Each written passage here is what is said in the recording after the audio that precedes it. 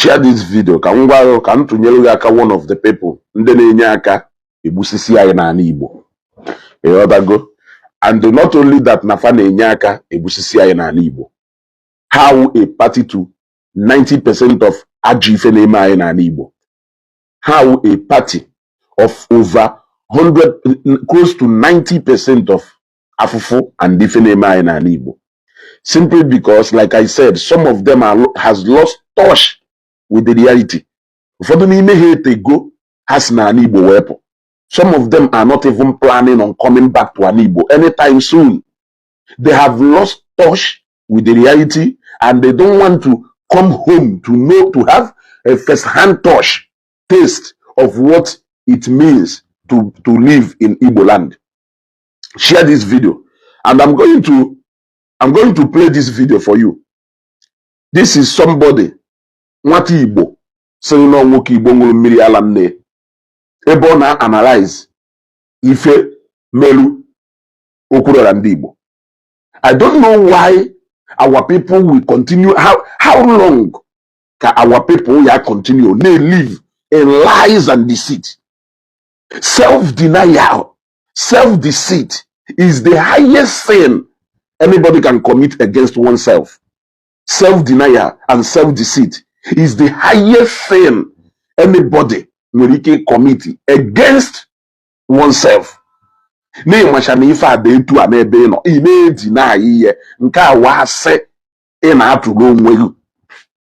can you people continue to contest the fact that now over 90% of this crime are committed by Bundi Boba?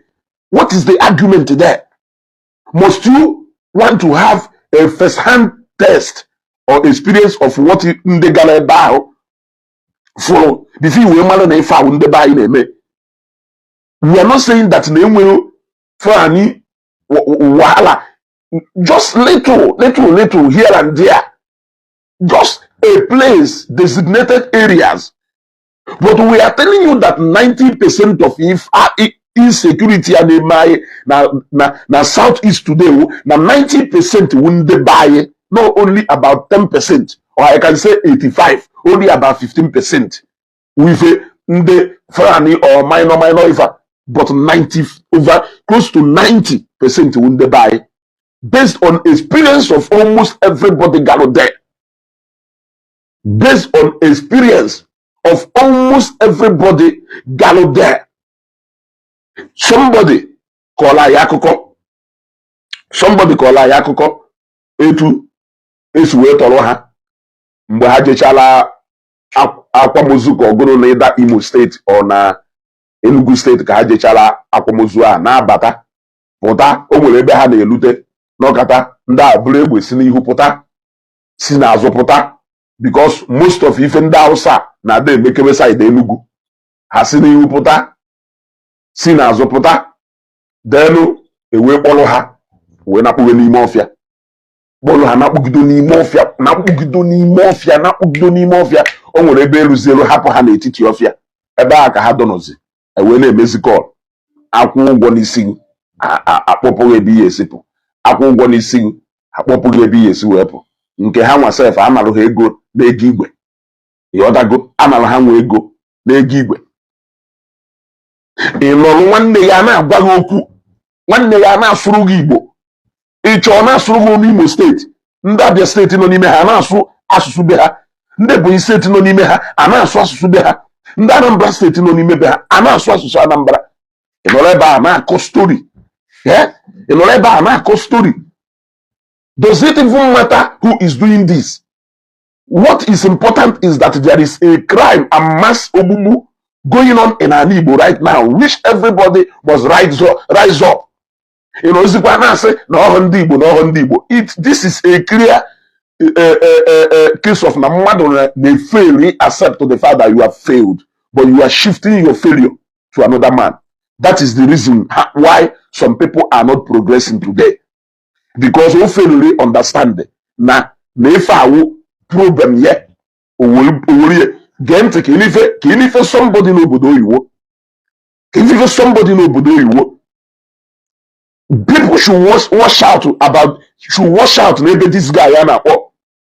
critical thinker no that guy amaghị ife mana nne ekwu ogu ụfọdụ ndị mmadụ eche na-asị that guy a na-akpọ critical thinker amara ife that guy who complete efulefu anyanya mpụ gee ntị ka ịnụ ife okwuru about ọtụtụ atụrụ okpuru ọra ndị Igbo iwe confirm na ndị be anyị achọbụghị igwe onwe anyị eziokwu sad enough na most people na-eme ife abụ ụmụnne anyị ndị n'obodo oyibo ụmụnne anyị ndị n'obodo oyibo some of them wụ ha awụ ndị na-eme this thing gee ntị gee ntị it's too important and it's too important and it's too critical.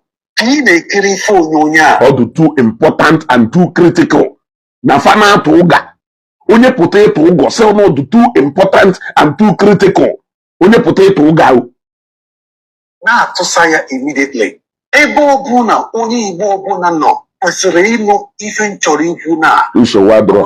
This is critical, very serious nsogbu adọrọ. than you can imagine. nsogbu adọrọ. Ebe onye Igbo nọ n'ime ala Igbo ịnọ na nnukwute nsogbu make ya sure na nwoke na nwaanyị ọbụla bụ onye Igbo fụrụ ife onyonyo a fụrụ ife okpuru ọra na-agwa anyị na-emelụ ya na-ekidnapụrụ ya n'Imo steeti. Two things is involved. Two things do involve. Na-ege ntị. Number one is either na okpuru ọra na-ekwu eziokwu. Yes. Ọ nọ na-atụ asị. Ọ nọ na-atụ asị. In the sense that na no one. Yeah, I greet you. Oji Akucheche, I greet you. Na fa calculate ife ọfụma. Ha calculate ọfụma. Na-apụ n'okpuru ọra because okpuru ọra dị too influential. Okwu na social media.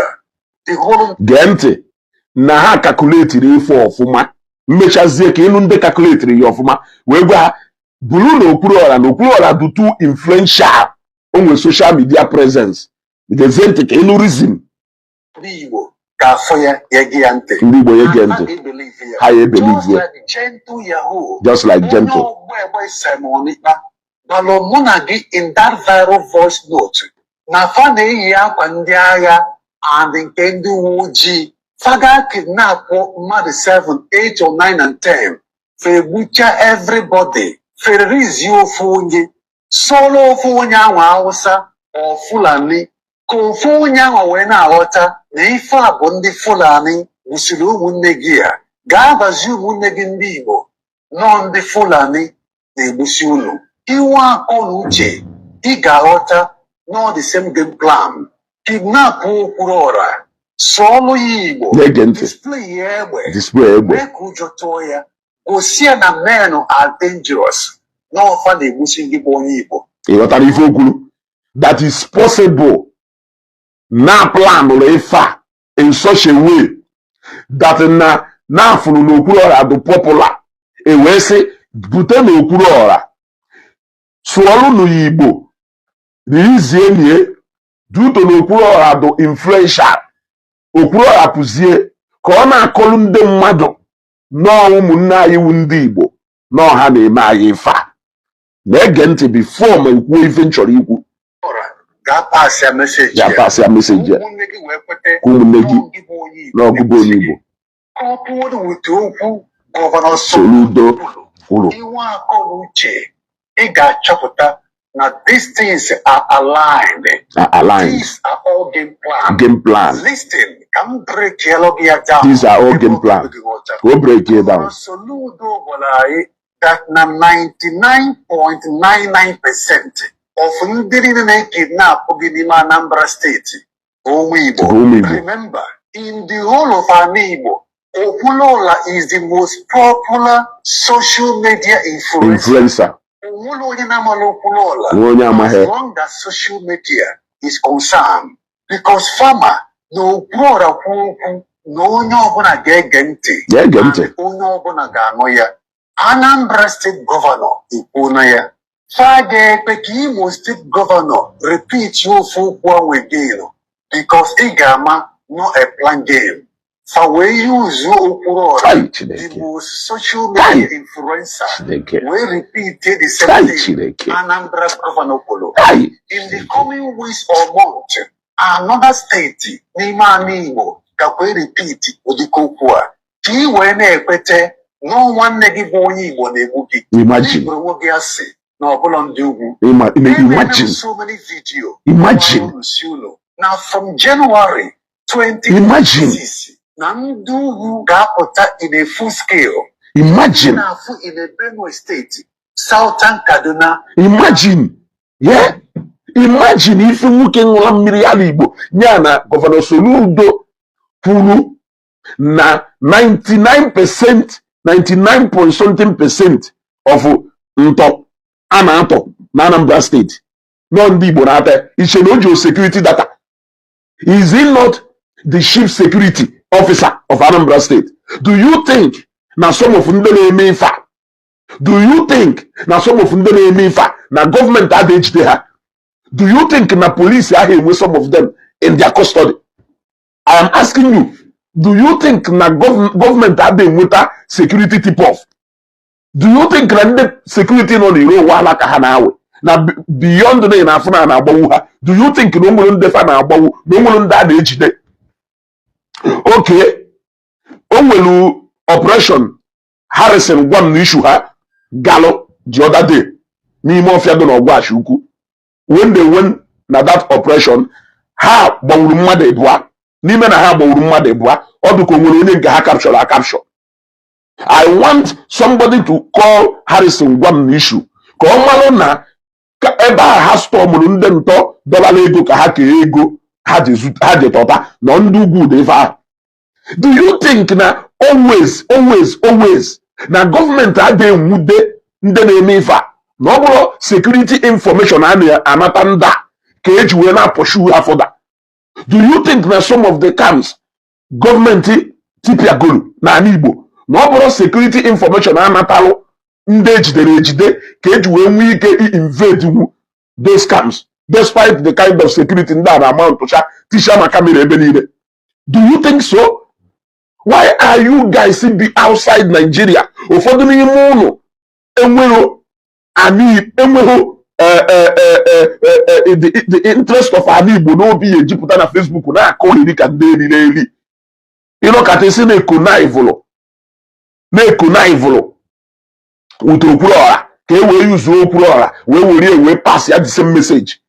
So what is the essence of ife na-ekwu n'okwuru ọha na-program n'okwuru ọha wee program ka ọ bịaba ụmụaka n'okwuru ọha ọzi fundraising kpojere ụmụaka? Is that what you are saying? I'm asking you. Is that what you are saying? Of course, Oluchi Shede. The only thing I am telling you is that some of this money ananapu ụmụnne anyị.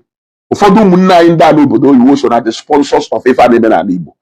Ị shall doubt ya, ị shall happy ya. Ọkwefu ụfọdụ ụmụnne anyị n'obodo oyibo ya wepụtara na social media, Facebook, ọnọdụ na-ekwugheri. Some of them will have the sponsors and beneficiaries of ife na-eme n'ala Igbo. You shall go and argue it from today till tomorrow. You will later find out if Ezeugo na-ekwu eziokwu. Kedu ka mmadụ ga-esi asị na-eji okpuru ọra wee seti dị ọrụ ka o wee baa in line with ife Gọvanọ Soludo kwuru? Gọvanọ Soludo ha ndị Hausa one ka ha jide n'alụ wee ghara ịsị ụlọ ndị Hausa? It's a question. It's a question.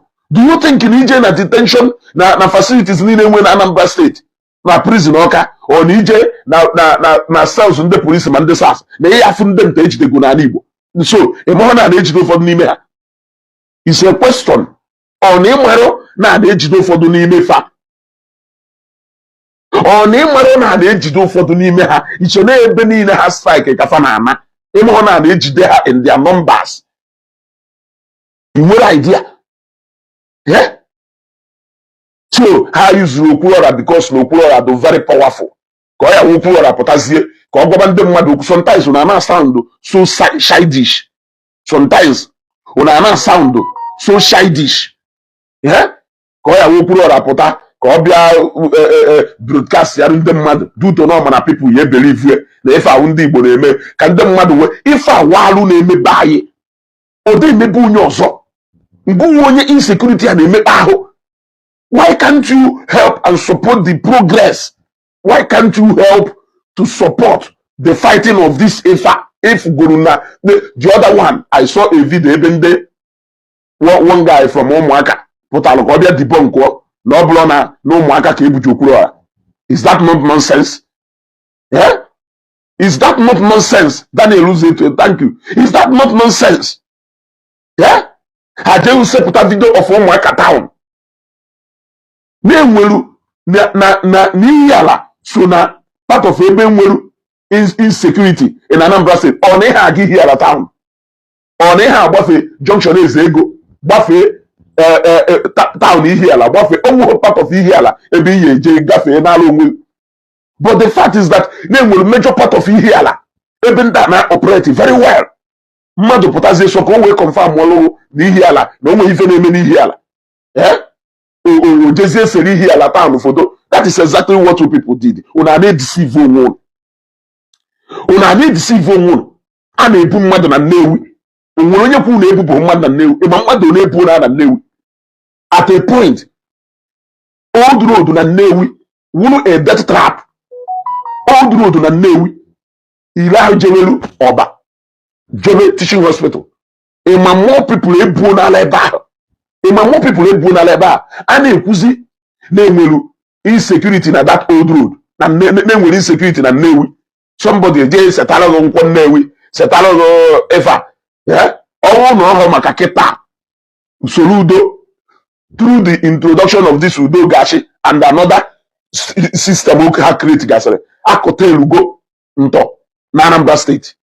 Because ngwayo na akụta elugo ntọ to at least a little percentage or drop on Anambra State. Mana this guy who critical thinker every day ka ọ ya apụta na Facebook na-achọsọ ụzọ ya esi wee rubbish effort usoro udo in terms of security na Anambra State. Ịgwa m na nda ọ chọrọ ka ife a na-eme kwụsị akwụsị. Some of them are only interested na si release akwa, release onye eze, not even onye eze, and because you will hear them say, Governor Soludo, why are you still holding onye eze? Eke hiti. What you will hear is, Governor Soludo, why are you still holding Nwangwuchi Dozie? Kelafaya, Wagaji emego video, Nwangwuchi Dozie. J-Pack emego video, Nwangwuchi Dozie. Abalanze. Let me not talk about Abalanze. I will change. Many of them may make a video. He is Nwangwuchi Dozie. He just you will also Nwangwuchi Dozie wonye ndu gachi jebulu. Also Nwangwuchi Dozie wonye ndu udo gachi jebulu. But if I actually can use their money back in it to money around. That is what they want. Can use their money back they to money around and in order to blackmail the effort of Soludo into releasing Nwangwuchi Dozie, they are willing to jeopardize the entire security of Anambra State. Just so can we release their money back to not minding me bossy what they go na troha. Not minding a bossy what they go na troha. Ndibo meluno mune bele.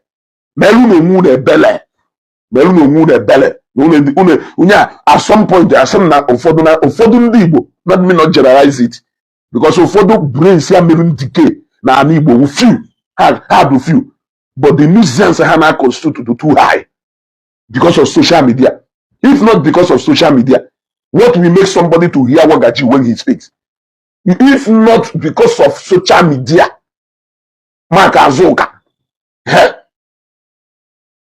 Mark Azuka, and ekwu na insecurity na Anambra State. The same people age the guduru. Another clue to if you want government to release them. You want government to release them because of a guy bill. If not because of Mark Azoka, what will make us to hear some with left brain? There are some people that ordinarily without social media they can't make any effect. They can't even effect any changes at all in their environment or society. In this society, I don't know. But social media do a way of singling out on dollar. Because the easiest way to make people to know you on Facebook is when you choose to be Onyala and not only say Doma. You will only say Doma before the mother and we feel onye taka man you will Onyala social media will project you faster than other people. And that is something I have studied and I have seen it. Social media we have a problem in our hands. We have a problem in our hands. Mgbe Soludo efesibo this nta na ato na Anambra State, I am how danger ọnwụ ịgba na Old Road na Nnewi achụgo m ọsọ ebe a achụgo m ọsọ ebe a na first week of January. Yes, achụgo m ọsọ na first week of January na Old Road a escape a na-ekwuzi mgbe ahụ a na-atụ mmadụ na Nnewi ọfụma, a na-ekwuzi na ndị ntọ na-atụkwu mmadụ na Nnewi ọkango na free station organizer na amụkọ ka a nọ wee bụrụ organizer. Ịchọ ka mkpọsịarụghị mmadụ ole eburu na Nnewi, ịchọ ka mkpọsịarụghị mmadụ ole eburu na Nnewi bụcha bụ ma nwanne m nwaanyị nke ntọ mmadụ wetọ na bank road. Ịchọ ka mkpọsịarụghị mmadụ ole eburu na Nnewi. Different gangs operating hazim ekwu okwu ndị na-ezu ohi ọ na that same Old Road ka a nalụ my PA my bike. Ọ na the same Old Road a ka a nọ wee na my PA my bike ya ngoro mgbe a apụtazie na-ekwu na-enwekwa security ife a na Nnewi. Ofu onye Nnewi apụta pụgharịba na nkwọ Nnewi na-asị ọha Nnewi dị ife a na-atụ ụga. Is it about na-emebi afọ obodo or is it about creating awareness so that government will know where to focus?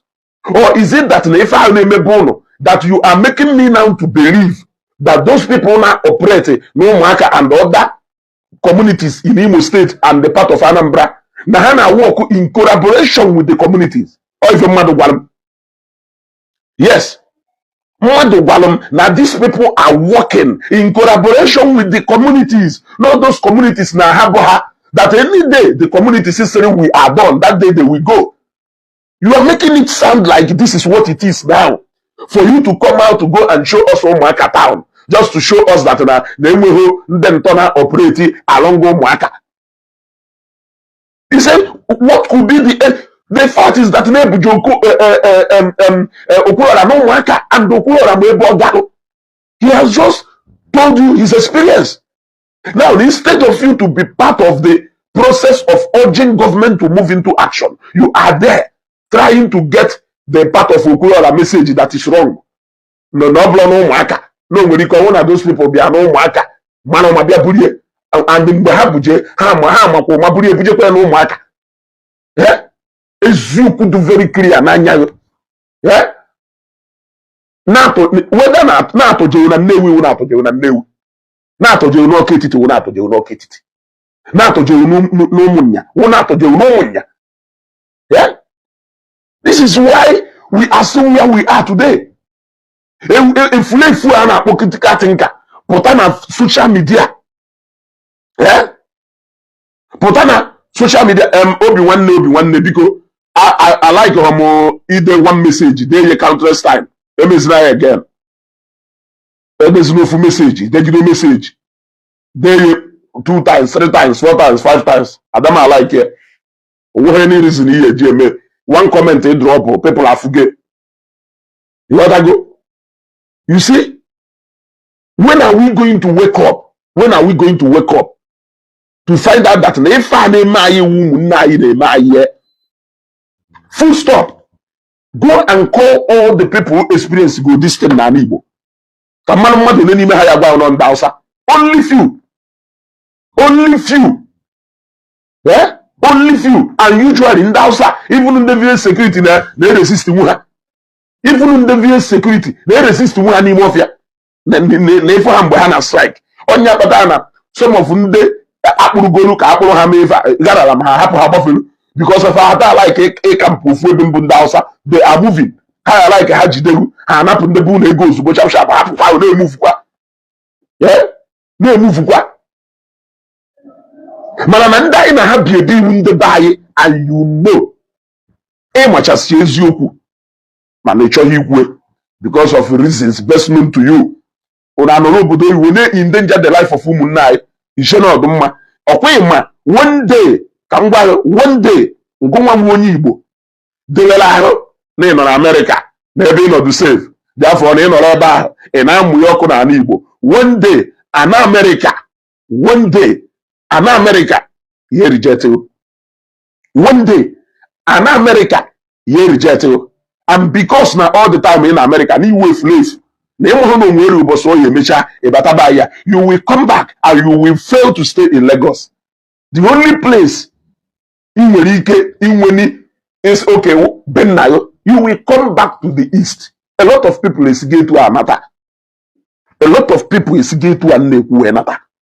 How many people will for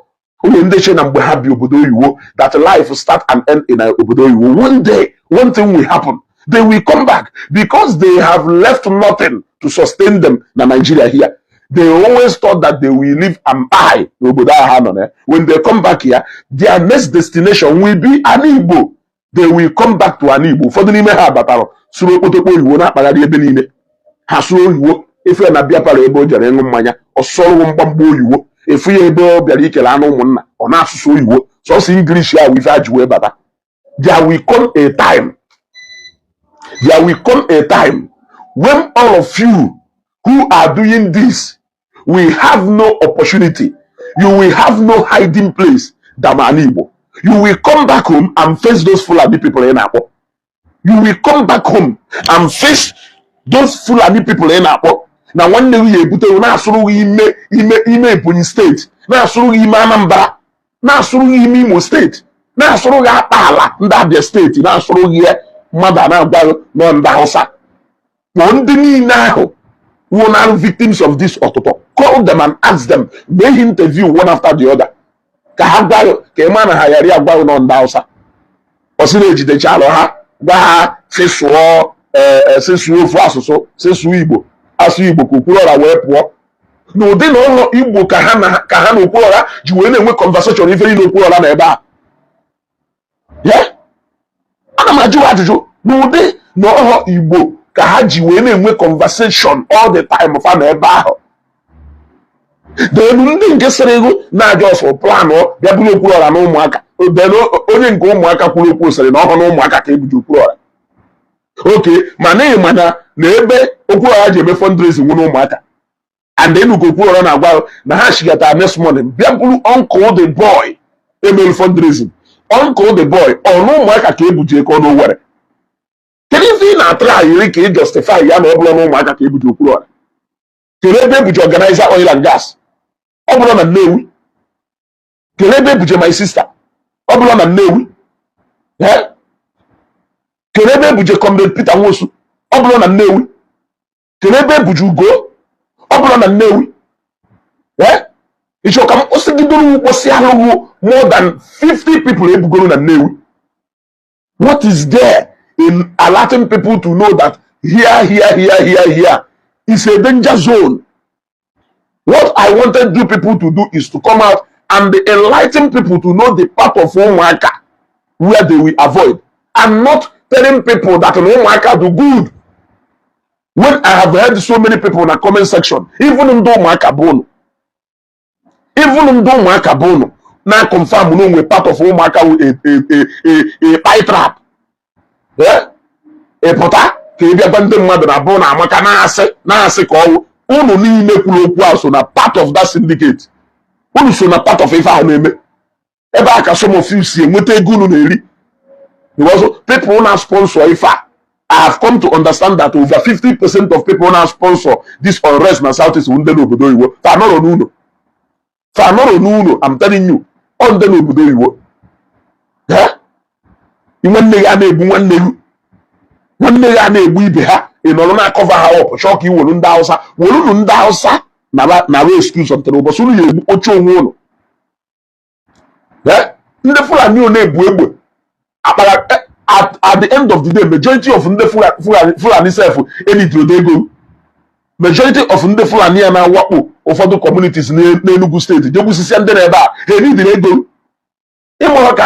Activities in the Fulani Dado. Yeah? Now fighting a different things into all together and not money. Oh, you won't be interested in money. Nde Fulani na Wapo, nde obodo gas na Enugu State to closer to ebe ndị Hausa.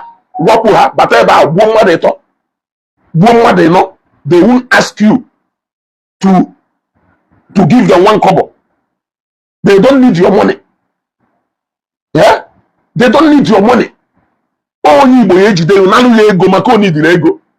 Ezeugo, they caught a boy and his girlfriend in Obunike. They will call us to come and treat them at home. They will buy her and sell the parts to native doctors. You will see the video. I've forgotten the video now.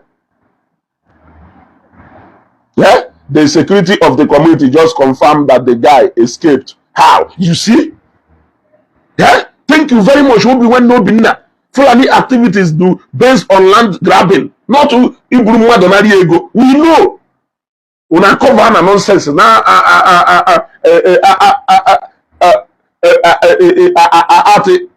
criminality. Una na-ebo ndị Hausa. Unu eji na chief ụlọ ya alụ.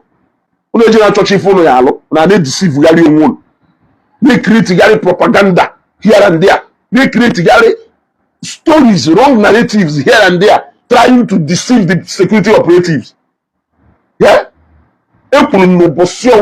Nigerian government decided to fight insecurity in Nigeria. They know the people to go and get. They will come for you. They will come for you. It's just that they have not woken up.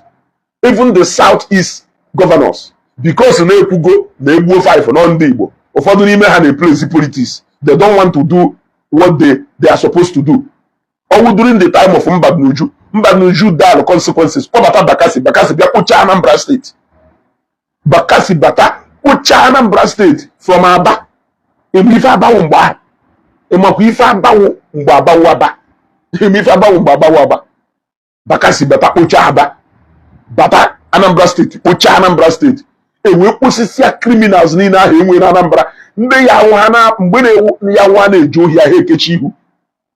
Mgbe ya wo inolo na nke chief Ezeugo na aṅụ mmanya ofu eno ekperima ama bata ebe ahụ igo ihe mmanya before pụọ gwa na ọ na-abịa n'abalị go wepụtakwara ihe before ọbịa ọbịa ruo n'abalị ọ na-etu afọ otutu na-etu afa na-etu nwunye ụlọ ụmụ afa wee na-ezu ohi. Those impunity days wee gaa Bakasi wee bata wee je bukọrọ mmadụ niile ahụ wee gbusisia bukọrọ ma ndị nwe dibịa na-agwọrọ ha ọgwụ mgbe ahụ no doubt gbusisia ha ncha niile.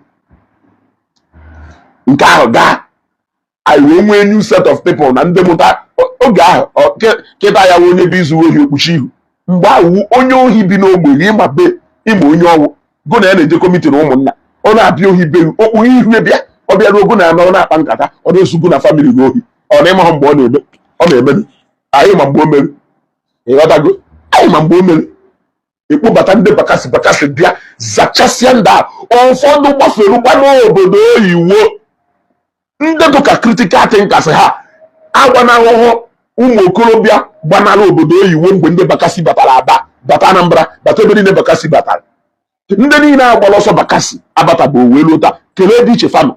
Do you think na ọ bụrụ fa nwechara social media platforms because igbu mmadụ adazi adọghị ife ka ife fa na-egbugbu before ha pụọ. So why do you think that na-ekwu na-egburu mmadụ na ụmụaka kwuo na-egburu mmadụ na Anambra ọdọ ha ka ife ọbara ha ji akwa aka before ha pụọ? It is more like the continuous of their criminality. Ụfọdụ n'ime ha na ebe ahụ wee setie a very nice criminal gangs here na fon dofa ha na-eweta ego na-esendere ya ọ na-elive a lavish lifestyle n'obodo oyiwo. Ọ na-elive a lavish lifestyle n'obodo oyiwo ka eke ya esi wee gwa na somebody look at this guy a na-akpọ critical thinker na-eme vidio n'ụtụtụ ọ na-eme vidio na-efi ọ na-eme obodo oyiwo ebe ọ nọ o nwere shop ebe ya awụ ọ nọ lọsị na azụrụ ya afịa na return ya. You must have to go and work. Obodo oyiwo you must have to go and work. Mee video 20 mee video 40 kedu ka o si wee nwe such time n'obodo oyiwo ka o si wee nwe such time ka time o ji eje ọrụ yet efi ya oke kpuru ugegbe anya n'anya derecha medal na ndị otu kedu ife ọ na-alụ. You could see that the money eji afọndụ that lifestyle na-esi na Nigeria wee na-ewetara ya ya. It's in Nigeria. We didn't want that is why he can afford to stand against Soludo today. Because now Soludo will but Udo Gache to curb the excess in Anambra State. We now condemn some activities of Ndudo Gache. We are condemning their excesses. We are condemning their excesses and not the introduction of that particular group. Because while now Udo Gache did not at least reduce it on Anambra State to at least 20% or 30% is okay. It is a progress. It is a progress. You say when I hear reduce that activities in Anambra to at least 20 to 30%. When last did we record such incident in Newi? When last did we record such incident in Newi or Onisha? these are two big commercial cities, even Ekulobia. Or Anokatazie, one incident somewhere. Then they took a critical thinkers, a broadcast here na Facebook, and then one way for na Soludo, and they started doing this immediately. Soludo introduced Soludo Gache, arrest Yakwanam do. They started doing it now to jeopardize the effort of the government into showing people that no pass in age the Nunda, if no pass in Andudo Gashi, it is simply to jeopardize the effort of government by introducing Udo Gashi. That is the only thing why they are updating you about honor. Obodo iwa heno, America eba heno, Europe eba heno, ade we crime. Ade mad. Ade we crime. Ebeko, ifo sama melu na America. Obodo ebe melu dey fa na Nigeria eba. Ifo sama melu na America. Obodo ebe melu such kind of thing na Nigeria eba. What even in the book and the haram na melu gwasa. Can any of the government or any of the important economic side ebe ha jeni danalo na Nigeria? Yeah? Can ebe ha jeni danalo? Yeah? But that power Osama Gallo after America, that is to show you that onwere obodo ebe enweho security challenges. But what we are saying is, let it be controlled to at least the barest minimum. That is what we are asking. In Nigeria to so complacent that it happened everywhere. At least Soludo to the caution now, Nanambra. Yes, when it comes to that part of security in Anambra, I can say that Soludo has tried. He might not have tried his best, but at least he has made an effort. He has made an effort, and that effort to be very clear. We are seeing it. It is only criminals like critical thinker and do that will not see it because no, they are after their business or attacking the very essence of their survival. Yes. The question is, who are the criminals? Because they are all human beings like us. 90% of them are your Igbo brothers. And when you see them trying to push the blame away from us who are Igbos, resist here. No. The only way we can get this right is by talking to ourselves. The only way we can get this right is by educating our people to if ojo. Hello. You can't be harboring a criminal all in the name of non-Dausa. Yeah? Okay, how many of those Fulani herdsmen can they go say okay? How many of them? How many of them? Yes. How many of them they go can najo? Eh? Ko aputa no e wori fe mu hisi na deceive all. Meanwhile, this is a problem that is right under your nose. You are suffering it, whether you like it or not. You are suffering it. Eh? We have lost people. I lost to go people to this insecurity. If I cannot talk about other people, I can talk about Wabologo, Nebue, and the SAB. If I will Mudimpa, Kamuru young woman on the day upon the time if family. What I go upon the time if family. And we are not talking about other people. Anokata say na chunya asho. Anokata asine bujonya. Can even make as a moment for what of Mwazo? What of Mwazo? Mwazo ko no put inside. Mwazo burial or traditional marriage ka had the child either in Enugu state or so. Now bata we know today it is getting to 2 years. I forgot this guy and we know that. Ebe kono. Is either Nanden to Bujehe or recognize young mother ebe ahụ. Ebuoye or Nanden ebelu pasi ahụ mmadụ jene ele buterie buoye bekọrọ ọganye jele. It is very simple.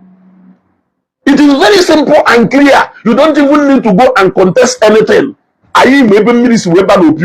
We know how we allowed the water to flow into your house, our house. We know how we washed the water, kolo like this. The water flow into our house. Now mmiri ahụ doje n'ime anyị na-achọzi ka o rie anyị na-achọkwa kama ihe ejirikwazi aka anyị kwụwa mmiri ahụ anyị na-achọkwazi ka ijekwazie blame on ndị ọzọ. We are making another mistake. There is the first mistake we fail to avoid. The mistake I have consumed, guy. We are making another one. We are still making another one.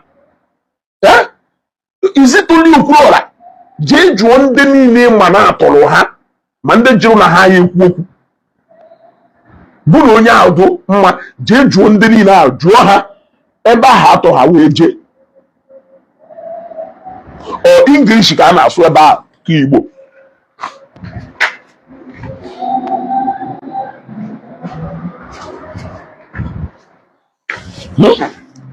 Jee jụọ ndị niile ahụ atọje. Jụọ ha biko ebe ahụ atọ ha wee ba. Ọ English ka a na-asụ ka Igbo ka a na-asụ. Ana m jee jụọ n'ụfanụ. There is even another part of criminality na gara Anambra State. Na that one abụrụ m ya ekwu. That one abụrụ m ya ekwu. It is happening. It is happening. Igbo ka a na-asụ, ada asụ English. Ịmajụrụ na mmadụ sụrụ English, ihe amanụ na onye Igbo ka onye Fulani ka onye Yoruba. Ọkwa ị nwere idea? We saw some of the videos of ebe a na-ebe mmadụ kịrịkịrị a na-asụ Igbo were ebe mmadụ kịrịkịrị Igbo a na-asụkwa abụrụ Igbo amụrụ amụ. Ifu onye na-asụ akpaala Igbo, ihe ama na onye ahụ na-asụ akpaala Igbo. Ifu onye na-asụ akpaala Igbo, ihe ama na onye ahụ na-asụ akpaala Igbo. Before mmadụ amụ Igbo, mụchi Igbo, mụọ Igbo in toto. Ịmụkwa how many years? Mụkwa how many years onye ahụ ya nọ before wee mụọ Igbo, mụchasị Igbo, wee mụọ Igbo nke na ọ na-asụ ya na ihe ama na onye ahụ abụrụ onye Igbo ka ọ bụ. Ọ ga-ama dịka ụba ka I greet you sir. Ịmakwuo a na-aghọgbu unu ka anyị ghọọ onwe anyị aghụghọ. Ọkwa asịrị, how long are we going to continue in sin that grace may abound? Ndị Igbo ka anyị nọrọ ụlọ na mmehie ka amara baala anyị ụba. The once economic growing region, very peaceful, we allowed our own people by our own hands to rasa here and we are still harboring them. We are still harboring them. Only so n'ụmụnne anyị wu ndị Igbo iwe jewe obodo oyibo welu obodo oyibo kama iyi ada agba mbọ na-ewu nata. We know the suffering that people are passing through in this country. Onye taba afụ na Lagos nachasị afụ na Lagos or say no, let me go back home. I need to go and do something in my house. Ka ọ ya onye bata or say na ebe a ube Ezeugo. I need to go and do something. Let me go and mark my footprint in my place. Onye bata ka ọ sị na ebe a ube Emeka Angola. Na ebe a ube boutique in Lagos. Na ebe a ube Emeka Trade Fair. Yes, we always want to go home and leave our footprint home. Nwanne gu taba afụfụ in this hard economy. Taba afụfụ atachasị afụ ma nwanne gu je America. Taba afụ tachasị afụ after how many years? Bata n'ụlọ ka ọ bịa nwee rest. He waste here. Igbo is not only that Naija had earned money or talafo. You don't even know what he's doing to make that money. Yeah, you don't know what he's doing to make that money. You don't know. If only maybe before when they make that money, the only thing you need that money. And the hustle in Nigeria, one day now your problem. Is it your problem? Let us assume that it's a problem. That's no something in our problem in or one day your problem. Or one day your oppressor. Let us assume that now you oppressors. Or one day your oppressor. That same person in our as an oppressor. Now oppress you. That one day it is all of us together. How can you use me as a cover up for your own infinite? Or if for joy. That will be the next slogan. That should be the next agenda. That should be the next campaign. Or if for joy. As is not if for joy, and don't run away from blame. We are all to be blamed. We are all to be blamed. Because na iji iwoke we sweep by oko ngwano oko agbadere ebe niile. Okay na ha agbafere nwa obele kịta. I will be say to the reality. Na ba ya agbapia na agbapia. Na ba ya agbapia na agbapia. A lot of ụmụnne anyị nọ zikwa obodo iwu kwuo na ha ya natazio. Ụfọdụ ebe ha bata ha kwụsị na Abuja na alụ ụlọ na Abuja. ụfọdụ akwụsị na Lagos na-alụ ụlọ ebe a, ụfọdụ kwụsị na Asabali na-alụ ụlọ na Asaba. Ana Igbo nọrụzie na-etipịa. Ana Igbo kịta awụ Amadioha TV. If you drop this same comment again, I'll block you. If you drop this same comment again, I'll block you from this broadcast. This is the last warning. This is the last warning. Okay. You can come back with another account to watch. You gotta go. Kerekere ụmụazị ụmụ okorobịa ọhụkwụ ndị agadi nwoke kerekere ụmụazị ụfọdụ pụta ha kwụsị na Asaba ọ na-atọ gị ụtọ ọ na-atọ gị ụtọ Ejike, our communities know who is who. We are not ready for the truth, my brother. Mgbe anyị ruo to the point in our security tightening where we say, if you say something, say something. If you see something, say something. If you see something, say something. Community policing. Community policing. We know who is who. Hapụzie maka na na-achọ ka ha bụọ.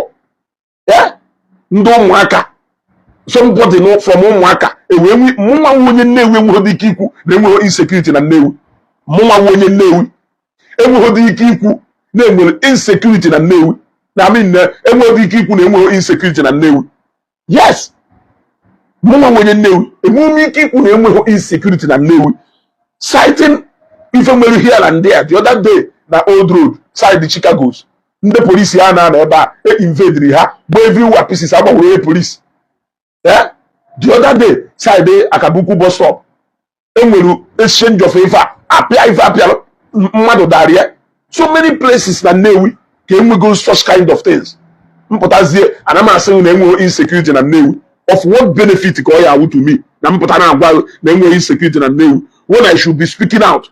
Ọ ya wonwe ife anyị emela anyị ka emela anyị ka our environment ga do so porous that now these people will invade and leave. Ngwa onye ụmụaka anọrọ na Facebook na-ekwu na onwe ife na-eme na ụmụaka ije na-akpagharị na town ebe afiado na-ese foto so ka iwe gosi anyị na onwe ife na-eme. You people are the real criminals. It's just that our government has refused to be proactive. Yes, our government has refused to be proactive. The reason Ijiafo na ndocha na control to insecurity will because upon the point of conceiving or planning, whether na point to go clear or not clear, that is when they will strike. They don't need it to be grown into a full-blown criminal organization activities before they come. That is if a government na fucha a security tip-off. They will do what? They will ignore it.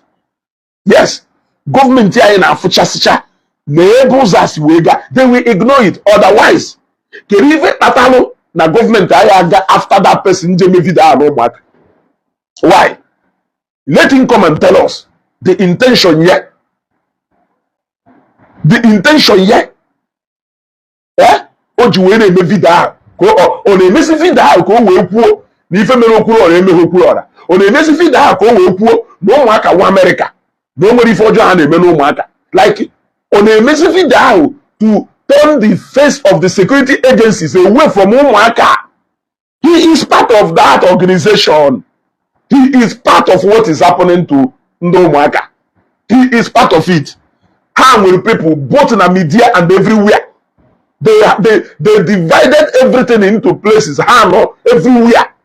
Everywhere. Yes, I am telling you. He is also part of the gang in diaspora. Go and put it anywhere. It's part of it in diaspora. Or ndị a na-ekwu ha na-collaborate together wee na-cover evil a na-eme be anyị. That is where all of them are getting the money fa na-eri ịnọ n'obodo iwu ị na-alụ ọrụ 18 hours nyanwe sukere ana n'ụlọ na-eme vidio omepu vidio omebi vidio ome maka soro udo ome maka nka. Who in his right senses ya pụta na social media na support crime? Ọkwema this insecurity enwe be anyị. Ndị native doctors, the greater percentage of them are benefiting from it, if you like. na akụgheri. Yes, ịchọ na ekwugheri. Ịnụkwu okwu ọra gwara na ebi ebe ahụ fụsa alụsị fụsa ọgwụ kele onye na-ebi ihe ya ọ bụrụ ndị dibịa ọ ndị dibịa ndị Yoruba ọ ndị dibịa ndị Hausa ọ bụrụ ndị dibịa be anyị ọ bụrụ ndị dibịa be anyị ụfọdụ n'ime ha nwere link to ndị dibịa. Yes, ụfọdụ sef nwụ ha na-agwọ ọgwụ ahụ by force.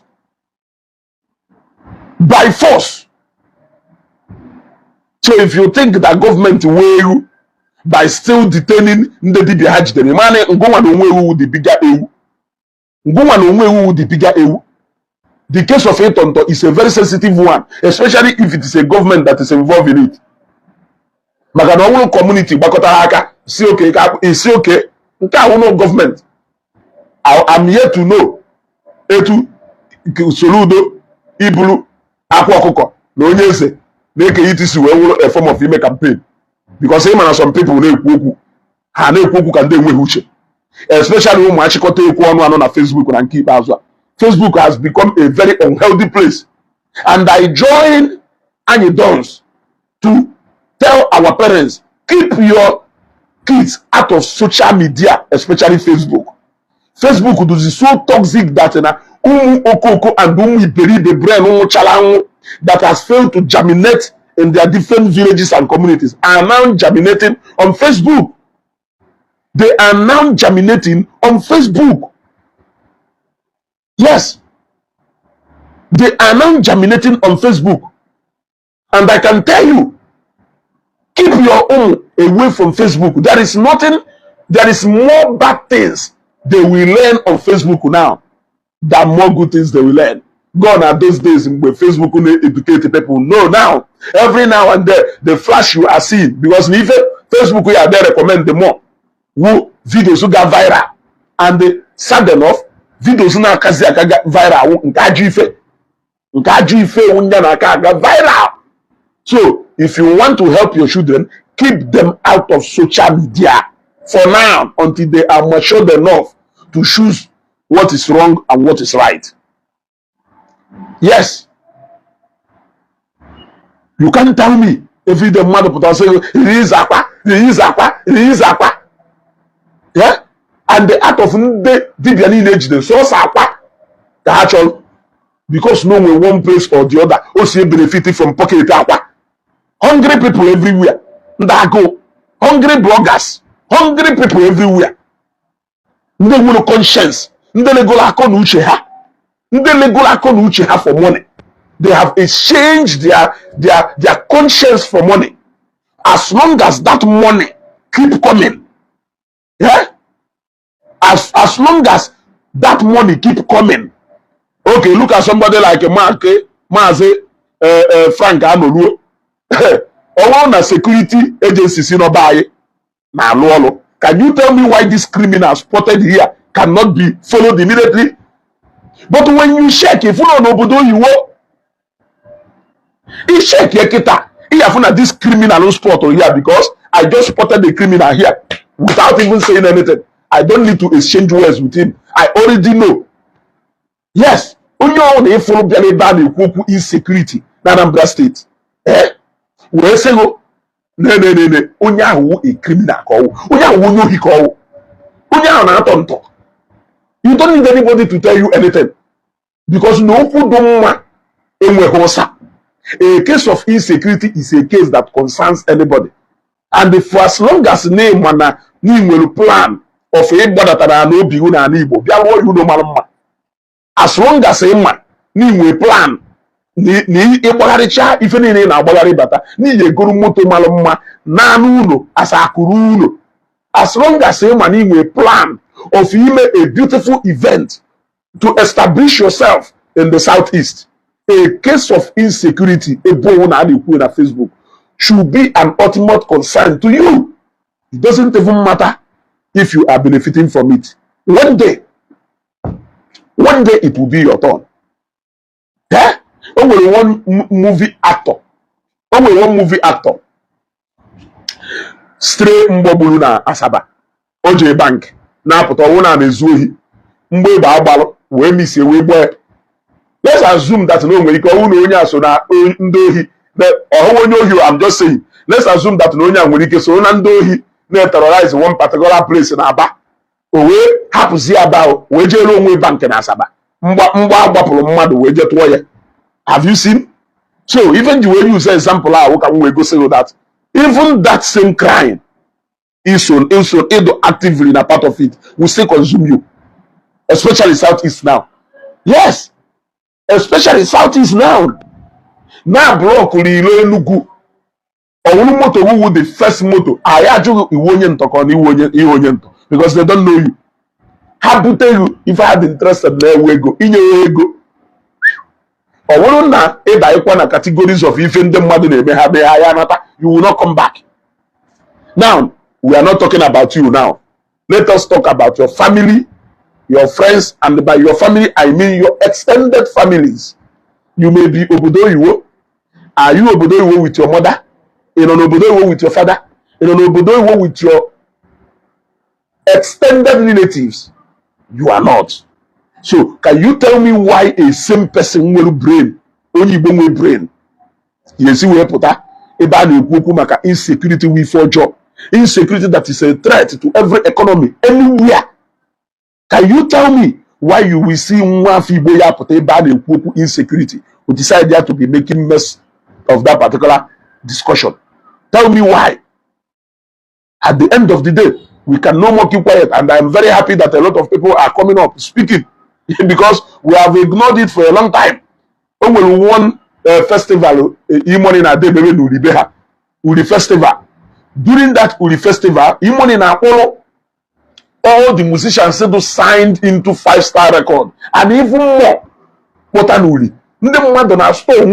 On a full-blown festival. At least that festival alone. How many millions are they injecting the economy in Duri? Every year. Okay, because no festival. Can you tell me the last time Imoni Melu that festival? Can you tell me?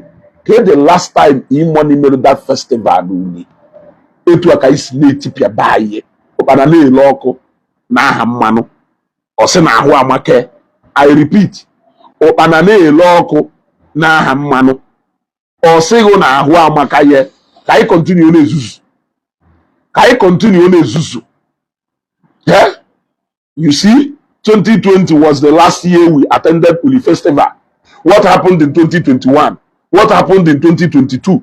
What happened in 2023? 2024, I bet it will still not happen in this 2025, because if it must happen in this 2025, it means no wolu 100 million kwado Uli Festival, 100 million they were in place just to secure the life of people who are there, and also life in the area. No, it is secured around that place and they make Uli Festival. What of outside that place and they make Uli Festival? Because can a plan ka this criminals na plan unkefa can a plan unke ka this criminals na plan unkefa umunna ya no na Facebook everywhere. The only thing have interested in Igbo on Dausa the Fulani ana akọ na-egbu ana akọ na-egbu Dausa the Fulani, but it is happening under your nose. Onye ahụ bata swallow ga pa Igbo. Ndị niile jegorie bata kwuru nọ ndị Igbo. Ị na-asị na-ejide mmadụ one eme nke a mara ma gwa dị egwu. Ndị niile jegorie bata kwuru nọ ndị Igbo ka ahụ. Yes. Onwere onye amaghị etu ndị Hausa si agụkwa ịfụta n'ebe onye Hausa na-agụkwa arụsị be ha. Ana m ajụ ajụjụ. Mana ndị jegorie ya na ebe afọ ewuru ndị Igbo na-agụkwa alụsị na-efe alụsị na-agụ ọjị na-eme ife niile a na-eme. Ị nọ na-aka akụkọ. Ị nọ na-aka akụkọ. Ịfụta na arụsị ndị Hausa. Ị maka esi efe arụsị ndị Hausa. Ha Chineke meelu mmadụ ebele. How did once intelligent tribe, very intelligent, I know ndị Yoruba na ndị Hausa na-akpagbu onwe ha, ndị Hausa na-etipịa be ha na-amụ ha amụsị ha ọkwụndụ debere ahụ n'ụlọ ndị ji Nigeria tara na afụfụ. Ndị Yoruba otherwise. Now, ndị Yoruba has proven to be the most wisest. The most wisest. Oge ndị Fulani bidoro invade Imofia, ha establish a true unity. Amatekun possess Imofia niile. Ewepụta ebube agụ be anyị, na-asị na ebube agụ na-egbu ndị be anyị. Ewepụta anyị Chineke ndị Igbo mere onwe na ebele. Ewepụtakwa na udo gachi na Anambra steeti. Ndị okomoko pụtakwa from nowhere na-achọkwa ka ha fight ya that udo gachi soro udo wepụtara. Even when you see that they are doing a nice job, ndị na-eme excesses ha na-eme n'ime ha, they will be controlled. They will be controlled, which we are doing that. Ewepụta Amatekun ugboro one ka ịnọkọta na-apụta na Facebook febe ndị Yoruba nọ na Facebook na-asị na Amatekun nwu nka, na Amatekun nwu nka, na Amatekun nwu nka. They all supported that Amatekun and they took over the forest guard there. Today, there is only minimal activities of ndị herdsmen Unobeha. So, has Yoruba not proven to be the most intelligent tribe in Nigeria today? We used to be some time back. But since ndị Igbo ji wee bido iberibe, since iberibe ndị Igbo ji wee do boko in large numbers, that was the day we lost our glory. Yes, I can tell you that more businessmen has left an Igbo within the past 10 years. More businessmen has moved the most critical part of their business outside an Igbo. Who wants to stake Igbo? Or we was a police. Or we was a police. Now, Senator Ifeanyi Ubah started a very good security initiative, which no na Nigeria bayi webe obodo na amuru ife. All na Nigeria bayi webe ifeoma na atụ.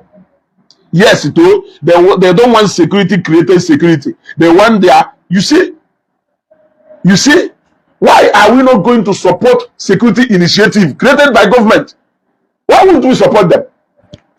They never better support here. I don't know. To go with that question. You could do your will.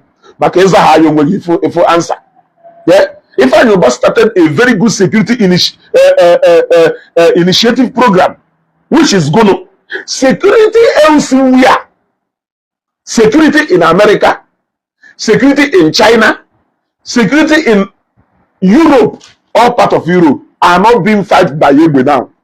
It's being fight through technology, ICT. Even Zambia, a nation of Zambia, in the Southern Africa here, you will see less of Igbo, but security not tight. Ifeanyi Ubah started a wonderful program. The government by on the answer is no. Even na ka granite na anabai, the moment moto okuro da batalo ụmụaka ka ha yesi na CCTV camera funa a strange moto batala eba. That is the way to go. Yes.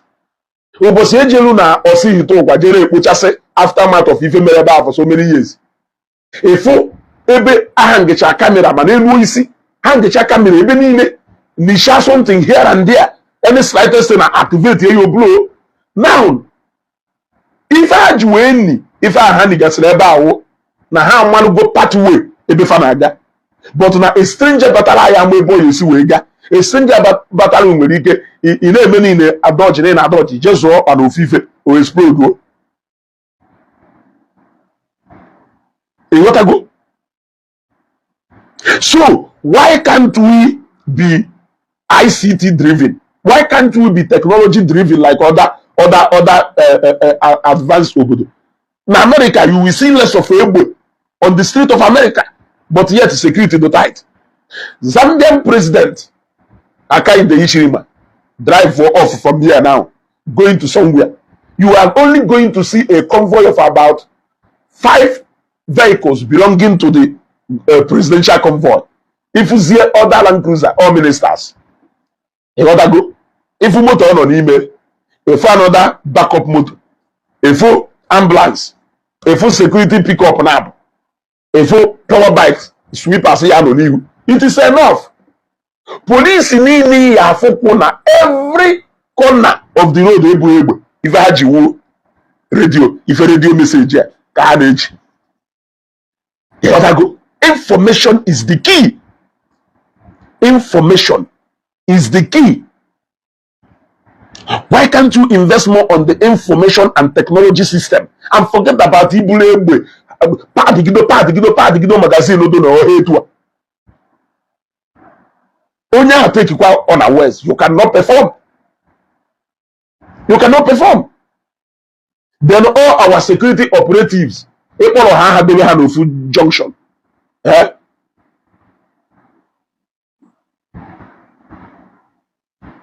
If the people have the junction, if you don't have machine ego, they even forget what they are there. No one day that what we have on our ways. If people have good at a junction, no junction. Instead of them to be security alert, they will monetize that checkpoint immediately. Now and then they go or business. You want to go or business? Let us invest money more in technology, information system. If I knew Bass started it, I was thinking that no one in Nigeria buy you but emulate former. The Nigeria can invest more money in ICT technology. That is the way to go. When we have camera monitoring all our bushes, when we have camera monitoring all the roads, capturing all the plate numbers, taking it down to the Lagos eba in Abata Lagos. Wherever you only camera plant eba. Camera say ha number plate in a system. And then a man moto a mega spy. Jane China commit a crime. The next minute police are wishing go a Whoa. Without Egbe. When will Nigeria stop fighting crime and buy you with Egbe? With Egbe. Without Egbe. Without Egbe, you can capture these people where they are, devise a means, go there and capture them without any noise. Look at how America came into Iraq and left. Half go before Donald Trump will announce what Mahabata Nap. If we have to go before Trump will announce what about that successful operation. When are we going to start fighting crime in Nigeria that way? I invade China by ourselves here. Governor Weziake or IG of police Weziake announce all the successful operation. Man, I can't believe it because presidential convoy Let me tell you what happened one day. One of my friends who was police in Zambia. I went on somewhere named Mazdel. Na ngumanya. Le gota maya na ngumanya. On eba hozugbo. On eba hozugbo. Radio message ekwu ozugbo. Erodago. Ogwolo na tip off. Ibife eme na Zambia. Ezeugo na Makeni. Ezeugo na Makeni. Police patrol team niile ha na-enwe patrol team. Police patrol vehicle niile no anywhere. Police station niile no anywhere. A receive voice security message. Ha nwere active radio system na alụ ọlụ. Ọha nke adọ na Nigeria. Police patrol van one ka ya afụ ejide radio message na alụ ọlụ. Ụfọdụ wee wuru tepu makọcha ya. Odo anya na-ejizie for nonsense. And I need the security tip off ozugbo nunu the officer without that security tip off the C5 na ọdụ kasas o nweta ya ozugbo o wee nwụrụ na ndị anọ closer ebe a na wee tipịa ndị awụ 2 houses away from ebe my house dị 2 houses away from ebe my house dị ebe ha che na ha na-agazi ego ife apịalụ ha because na all networking ọkwa ụzọ ka ha ya esi na ọha ndị nọ na Makini ebe ha zuru ohi n'idiri take ha down ọ ndị nọ n'ụzọ ebe ha ya esi na legoro ambush mmadụ gwara na with pump action na nwere ike dislodge mmadụ 5 bụ AK bụ moto na iteke proper ambush. Yes, so kiri ife kpata na ya ye invest more on technology ICT rather than ide egbe na-ebu armored vehicle na-ebubata ebe niile. It's a question. Imagine na ezuru ohi na St. Mary's ọ na-abịa bụrụ mmadụ na St. Mary's. The moment ife ahụ na-eme, ishi police station enwetago signal, Ozubulu enwetago signal, area command enwetago signal, Otoro enwetago signal, Anishi enwetago signal, Ihiala enwetago signal. A signal ife ebe niile, ele proper ambush n'ilo niile. Describing. They don't even need to have any Ihiala, he change moto. The moment they change moto and Ihiala, pass wakwana information, you can hardly go anywhere. You can hardly go anywhere. Nigeria mutanka kobalai.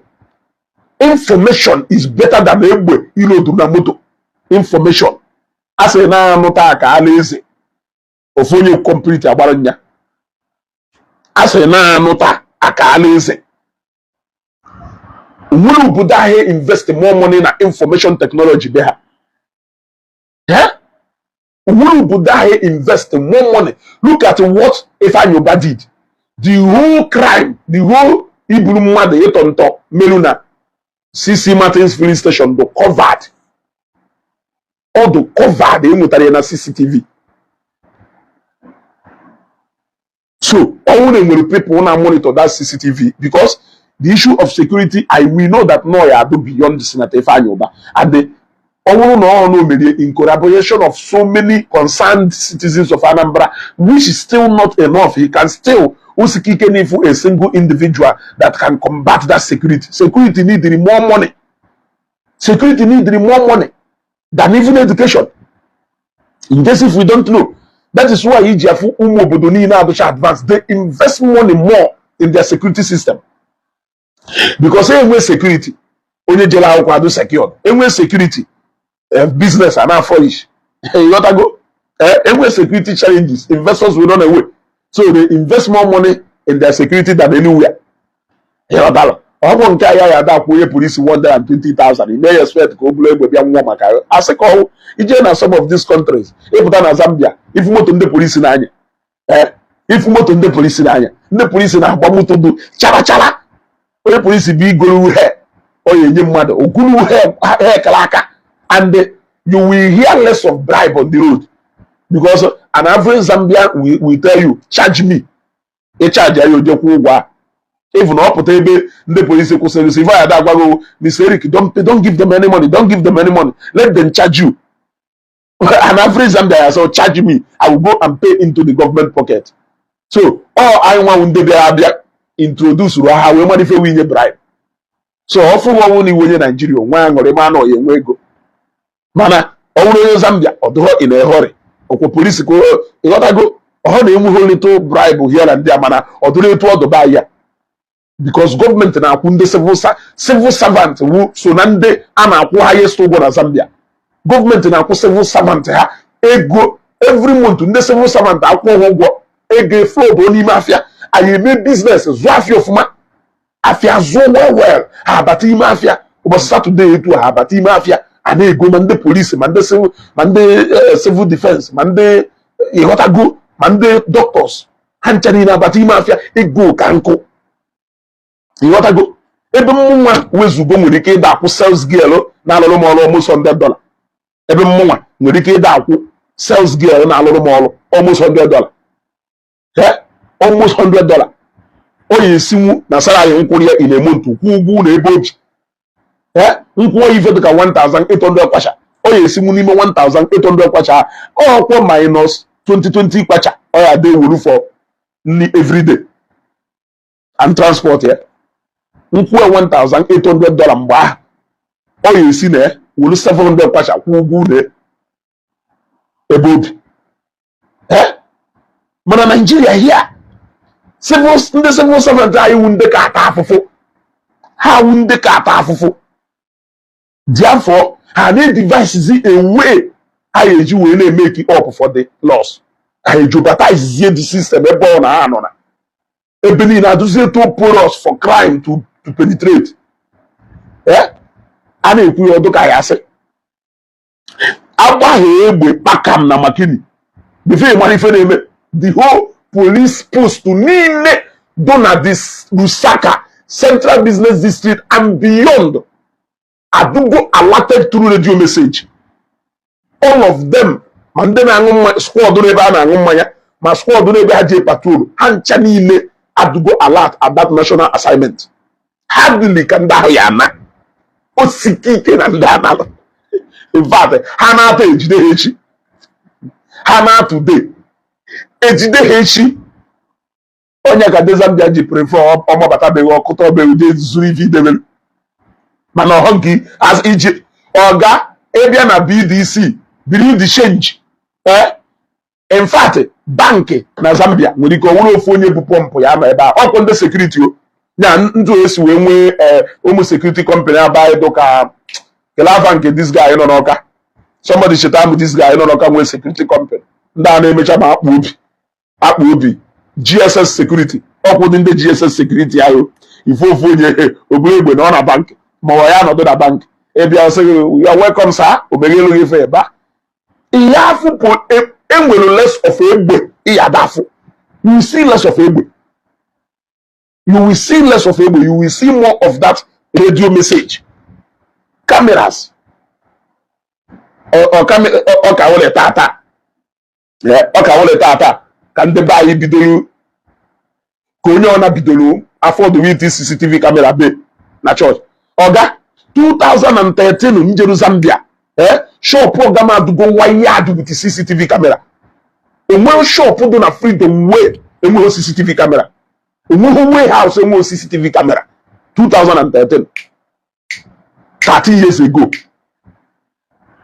13 years ago njere ebe a onweghị shop enweghị CCTV camera as far as Central Business District is concerned onweghị shop enweghị CCTV camera nya ndị na-install CCTV camera ọhọzidoro ife ọfụ maka na nke ọga ma ọnya nwudu de kochisicha na ọkịta na 2024 2023 2025 ka ndị be anyị na mmadụ the importance of you staying in Lagos and monitoring your house in the village kịta and the buy madanalo that part of security. You know that go? We are not growing like other people in terms of information. So information I grow nke crookedness. Crookedness. Yeah?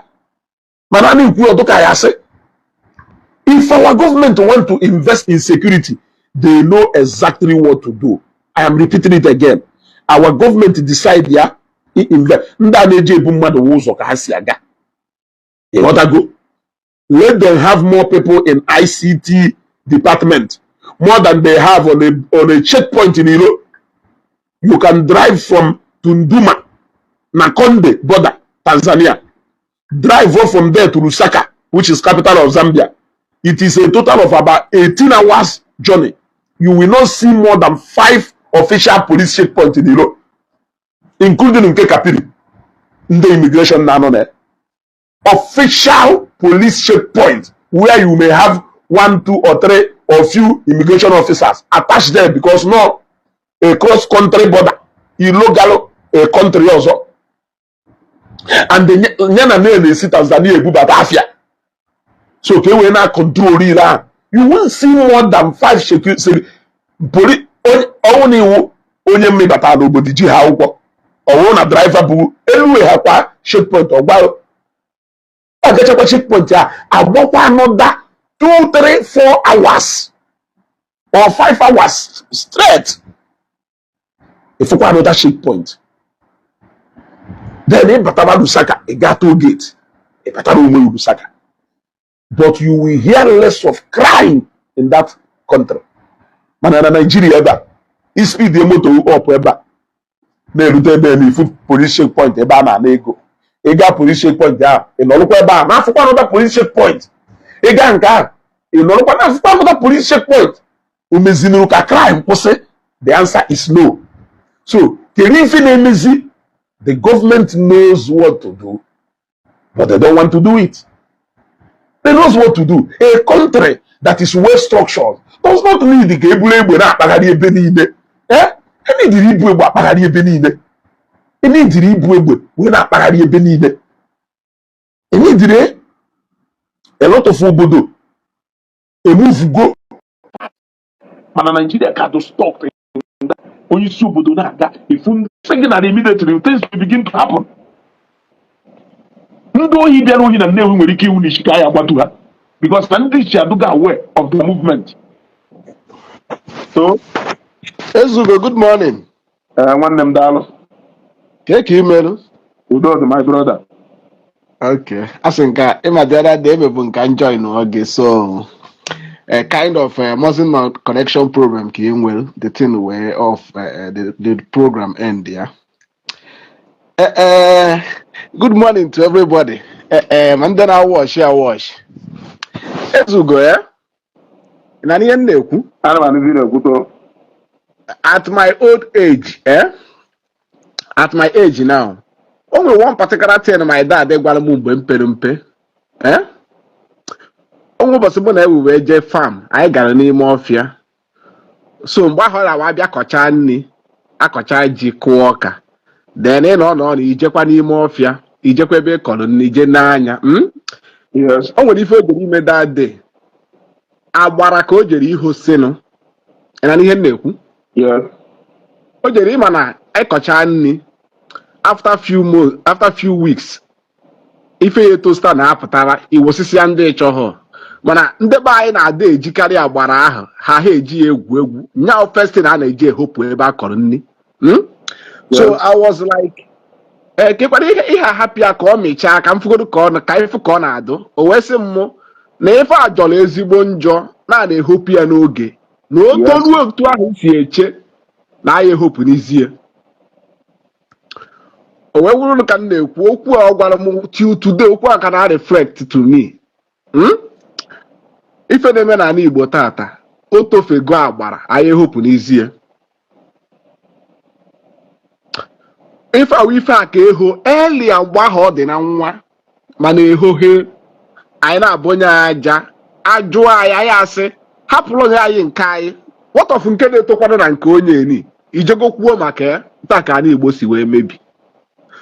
Elota m that time ife a na-ebido ijere ịgwa ndị a mma akpọ ya afọ anyị ncha ma onye ahụ nwanne anyị nwoke a na-akpọ Ikenga Oruaga o chegharịa na tata mgbe ahụ mkpe na fonsi ya Ikenga na-emesịkwa ka onye Nnewi ịma Nsụka na chiesi where are we heading to? Ifu ebe anyị na-head to ọsị m kedu ihe ị na-ekwu what about Fulani bụkwa na egbo onye eje napụ ha nsị ịchọ ka be anyị dịka be ndị ugwu ọsị m oke negoro ife na-eme na north nwaanyị na aha ekwu maka nsị ịchọ ka be anyị dịka north.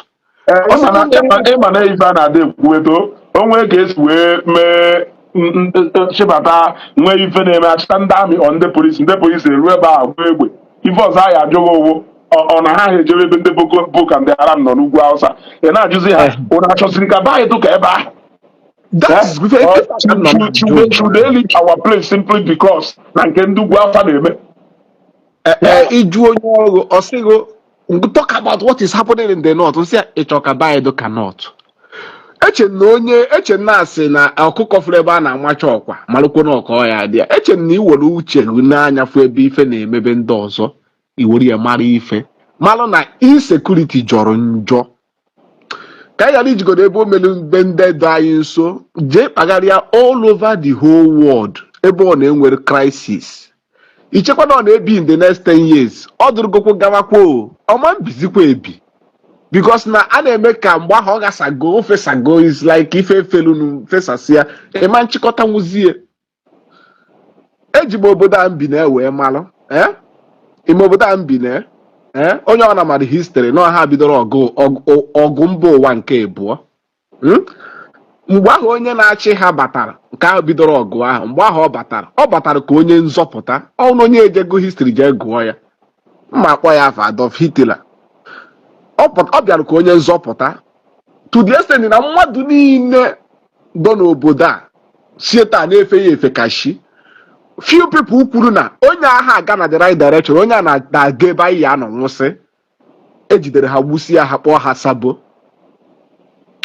emekọrọcha after how many years a nụchara ọgụ ahụ isi jụọ mmadụ niile nọ n'obodo oyi mgbe ọ ka ha ji kweta na onye ahụ onye nzọpụta n'eziokwu ịgwa gị eziokwu till today n'obodo a ị ma na ịkpọ afọ onye ahụ na public wụ crime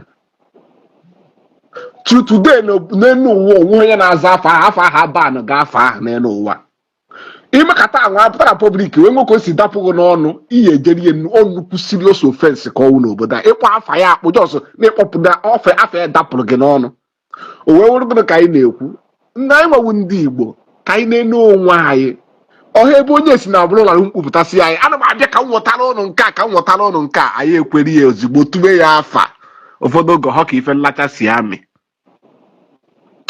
ekelekwara m Ifeanyị Ụba ndị Nnewi emekọcha eme ofu ụbọchị anyị akpụ Ifeanyị Ụba na Nnewi anyị agha m ife nwoke ahụ mere anyị mana eziokwu m ana m etinye ka mgbe ka ya asị egbuo dike na ọgụ unu ụbọchị ọgụ amaghị elu achọba dike mgbe ara na-ebido ara bidoro ebe a ọ na ha afịa afịọ tata n'Imo steeti atụgharịa si ha hopu Supreme Court gọvanọ onye nwanụ jikwa mee nke atụgharị ya ka akpọọ ya asị so n'ife unu omegoduna onweghịzi isi ekretigoda impression n'ọwụ onye ilo ndị Imo steeti dị ala na-efesa fegido o rutere ụkpọ rute some part of Otolo Nnewi ndebe anyị ma maka nka madness ya rutere some part of Otolo ya na ụkpọ gbara Chukwumebere Ifeanyị Ụba dị ndụ mgbe ahụ o wee chụ ha n'ike egere m ebe Ifeanyị kwuru mgbe Ifeanyị si ndị Nnewi na maka ife chọrọ ime ọnwụ ụnụ na Nnewi ifruti pia it will not recover again.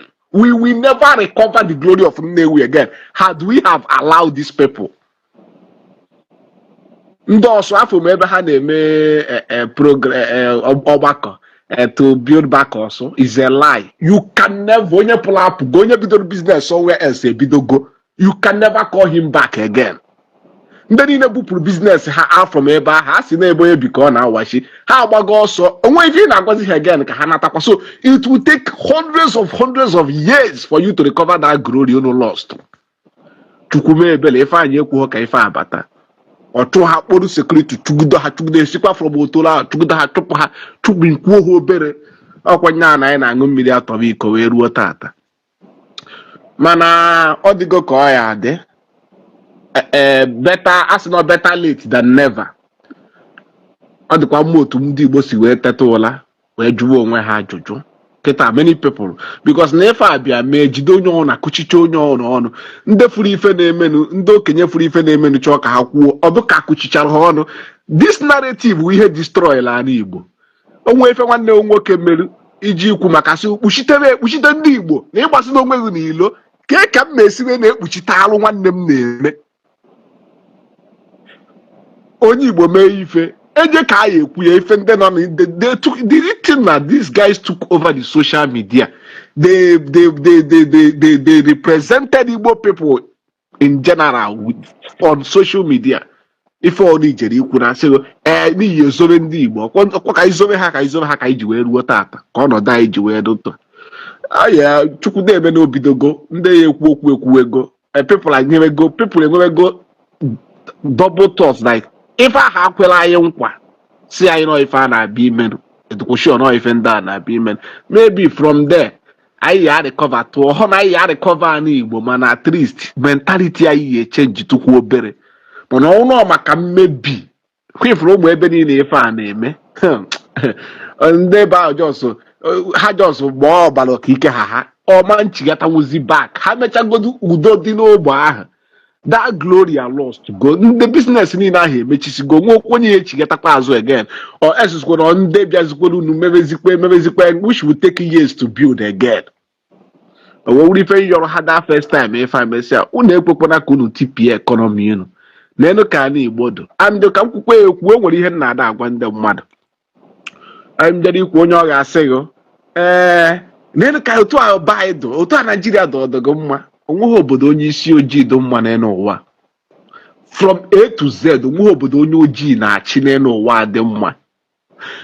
Ndị ojii nwere this kind of life wụ na ebe ọ na ha fụrụ onwe ha adịbụghị ndị ojii adịbụrụ smart enough for governance ka ndị other race ifere ka ndị menụ ndị ọcha ndị Arab ndị Asia ndị ojii wu the least race enwe n'elu ụwa. Even na America ije na America n'agbanyeghị n'obodo ndị ọcha na-achị paati ahụ ndị ojii bikwa ebe a ka a na-akpọ ghetto ya afọ onye ọcha ebe ahụ ọ ndị ojii ihe ebe ahụ irukwa ebe anyị yabakwa nwaanyị ha ji wuru ndị ojii ije na Jamaica same thing, ije na Haiti the same thing, ịbịa na Africa the same thing, ịbịakwa na Europe a ebe ọ na ha ka nkụ ije na France ha etipịabago some part of France ịfụ na ihe our nation. So ife anyị eji n'ike ma kpuo ife all the evolution it will take time for black people to evolve. Eziokwu na ọchịchị anyị ọ dụchaghị mma completely na ọ dụghị mma but onye na-eche na o nwere utopia na-abịanụ edolado ya awa anya ụbịakwana kpom ozigbo keta nke echi ozigbo be anyị niile awụrị onye ọ na-enwe ọrụ ife niile aga ọfụma otu a the whole sub-Sahara Africa dị otu a black people ebe ọ na ha nọ o tiri eti. So no ife anyị eji nwe ya wee na-akọwa ndị ojii bido evolve ma chebe ma na ọkwụrụ my duty to create jobs, ọkwụrụ my duty to invest, employ our people, emebezie ọkwụrụ our duty to make sure na ilo adị mma otu aka esi mebezie it will take years or ife nke taa nke echi. Mana anyị nwakwa ndị Igbo kwa ka nkwukwe ngụwa na-eche ịnọ ilo onwe gị nenekwe ka ịha nenekwe ndị gbara gị okirikiri mmadụ ahakwa eji ndị ilo ya agba onwe okirikiri agbahasịa n'obodo ọnwụ na inweghị access to the sea, inweghị access to ibupụ ngwaafịa, inweghị access to ibubata ngwaafịa, ịnọ n'etiti then ndị gbara gị okirikiri kpọchara gị asị na-emeghu because na na-aga n'ihu ị na-eme onwe gị ka ị na-elu onwe gị ka ha wee gbaa gị okirikiri ịmụkwana ha gbaa gị okirikiri na ha ya determine your economy, ha ya determine n'ibupụrụ afịa taa wo they will be the one to determine niile golego n'igo afịa bubata ọha ya determine afịa ihe ego bubata na mmadụ gị ahụ iche na nwere na ịchọrọ ilenu ọkwa ha nwa ya determine na iyele ka ọ na iyele ha nwekwuru nke ha nwa ama hapụ onye bịara igo afịa ka ọ hapụ osi ibe ha gafee hapụ igo nke ha bịara beghị ịbịa golu ife niile a ka ọ ya awa agbakọcha ị mara ebe ịkwụ wee mara ife ị na-azọ.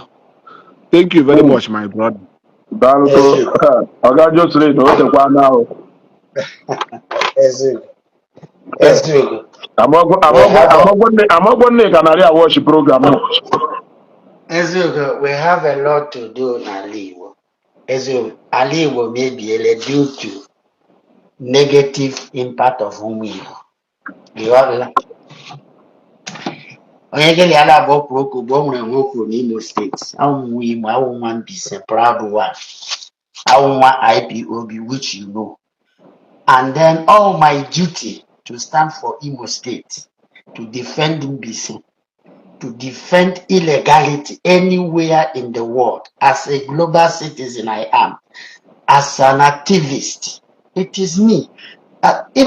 When negative, almost something equals here, when people be very negative, puronihu, wait to bias mind, wait to ọtụtụ ụmụnne anyị think abasi Christianity ogo where our problem lies.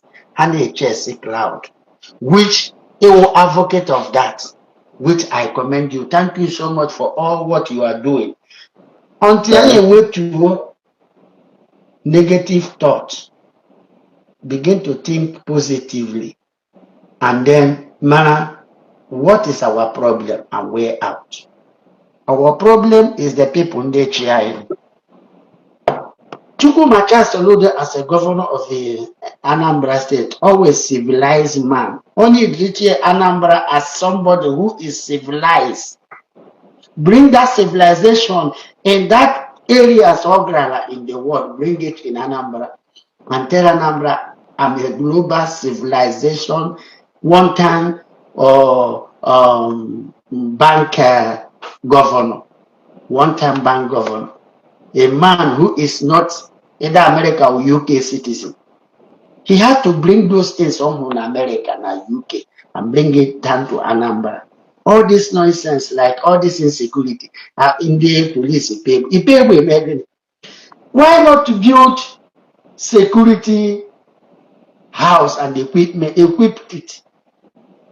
Bring our boys, these guys in the grow grow this thing or technology and bring them into the technology system, ICT. ICT, bring them in and monitor and when we're trackers, then everything in a system, then you track them wherever they are going. They get rid of them, get them very easily. Or how can an illiterate gig in a government house? What is he going to teach you? And you are praising an illiterate now, say on your mandate you stand. For what reasons? A useless country that has nothing to write home about to their citizens. And you believe that shit. And that's a country you want us to belong to? A country that has no tend to. A country, because of crash and so you want the price, you don't, because you don't have government who to control. Are you sure that the government are not with them? Then we manage our market control. When you see that the people are suffering, they need to help the poor masses. How are you going to help the poor masses? Na ndị Afrịka nwekwe ma ndị Igbo onye kwuru ka ndị anyị chọrọ the government. Somebody dere say a Britain Britain si gị Jesu oyi bịapara hụ n'ụlọ gị kpakara anyị gapara ya paga ihe wubles onye ewu onye iberibe eblem Britain blem onye ha asị gị like this boy rere nwa ntị ya buru isi idere nwanne gị ya younger brother gbuo ya isi sa gị jiji ma ọgwụ ego ọ dị iberibe ọ ebe ụdị ego oke dị kpara n'ego ọbụla onye kwujiri ya ego ọ gị bara uru ịmasọ brada bụ gị dị na-editọbụ gị n'ego ha onye hịkpa. Our thought and our thinking, they very low. Our mindset in Africa, they very low, honestly speaking. That is why the Western world are using we don't share now government house, name and I am allow that opportunity. HS all the fun, or they funny. Until we get things done, blame those criminals who politicians and blame you. Maybe because it's your brother. Okay, those things you could go CCTV in there. I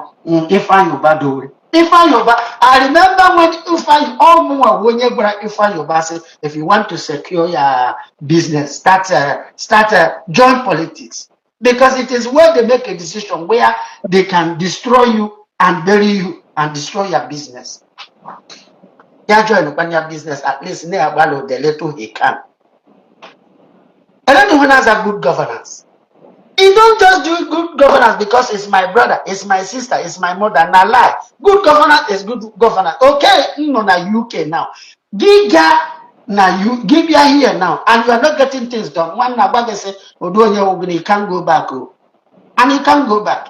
They will this, but na Nigeria. Oh no, Nigeria, oh no, PVC or the PVC.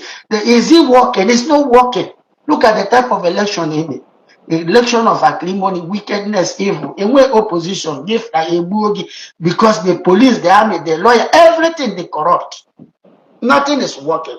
Everything is evil. Guy with the police, evil and tell me like okay, all the world, Imo State ticket, or blue zone are covered by Indian or matter. Police and army not close to them. That police and army are not close to them. Are working with those people. I'm here for free. I'm work with Joby, Ndolo or Dakush, Ndolo. I'm from Indies. I'm not scared about you. And I'm a genre. You can see me, I come on air. I said how it is. What is happening in Imo State? I will welcome when I search now where when Imo State CP Aboki Danjuma.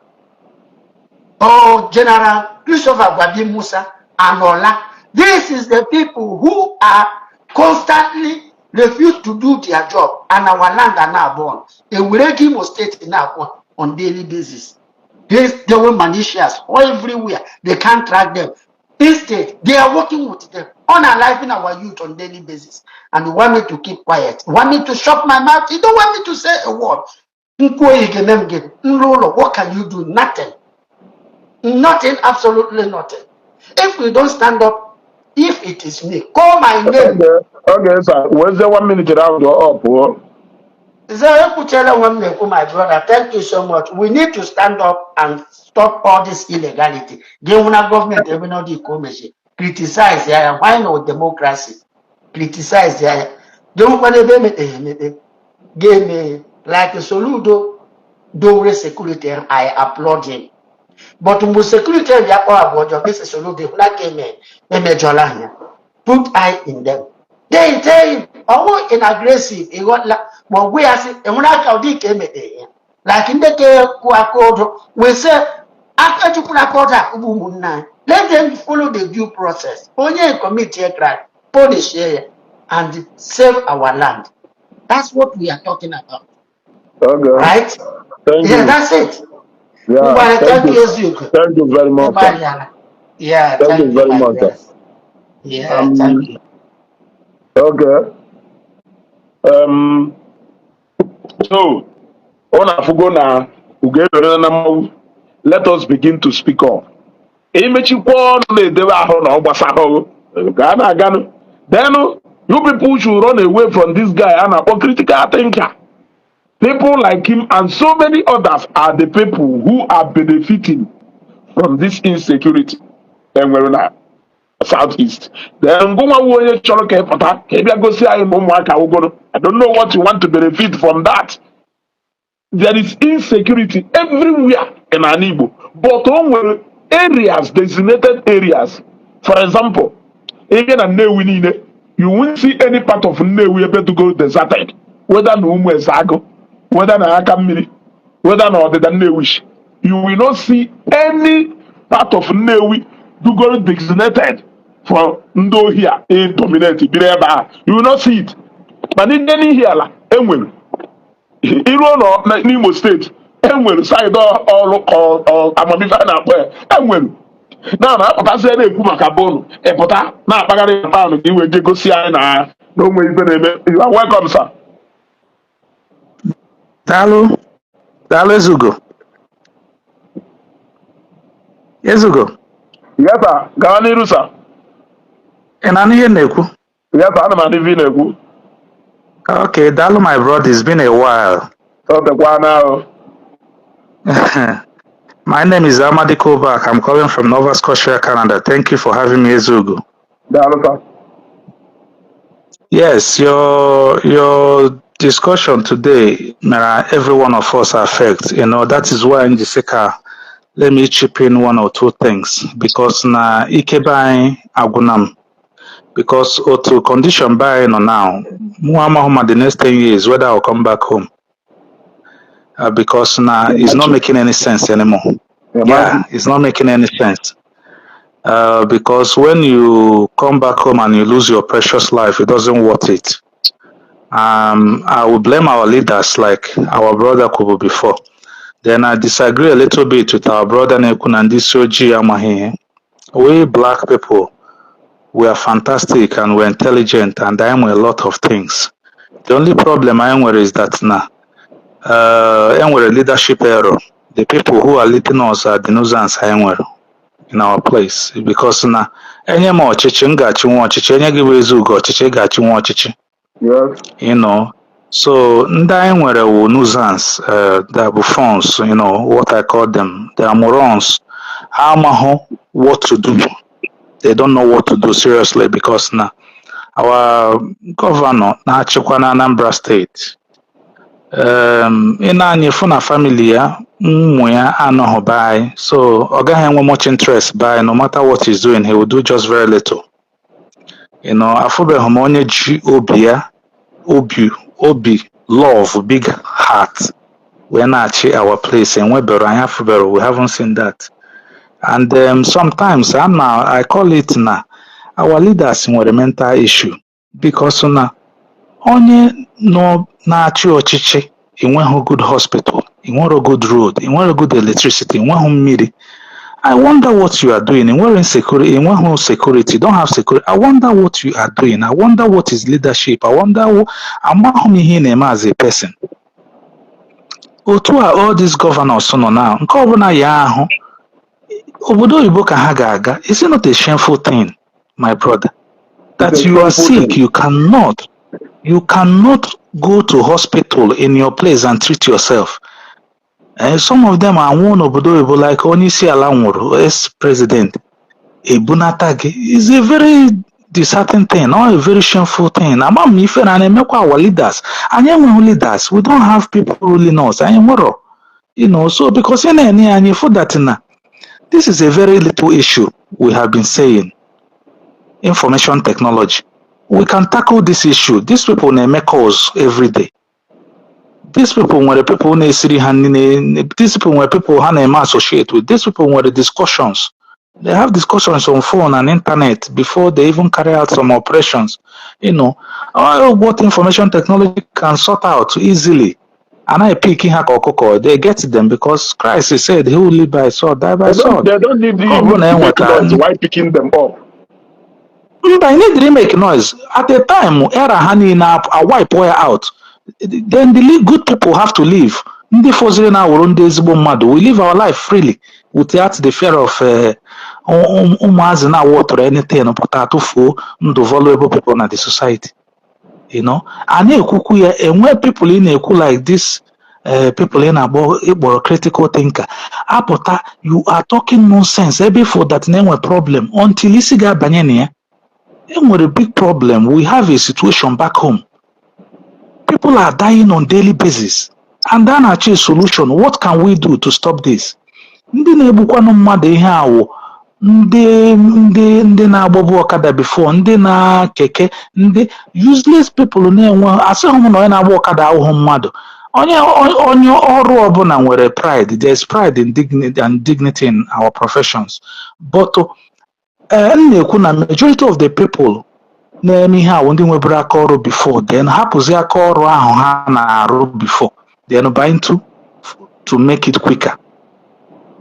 And again, the native doctors so na the major problem anyị nwere. Iwọchi ya na be anyị, onye ọbụla chọrọ ime ihe ọjọọ today, first place ọ ga-aga wụ na be native doctor. So far na ihe ọjọọ ka ị chọrọ ime, ị gaghị aga meet pastor, ị gaghị aga meet reverend father.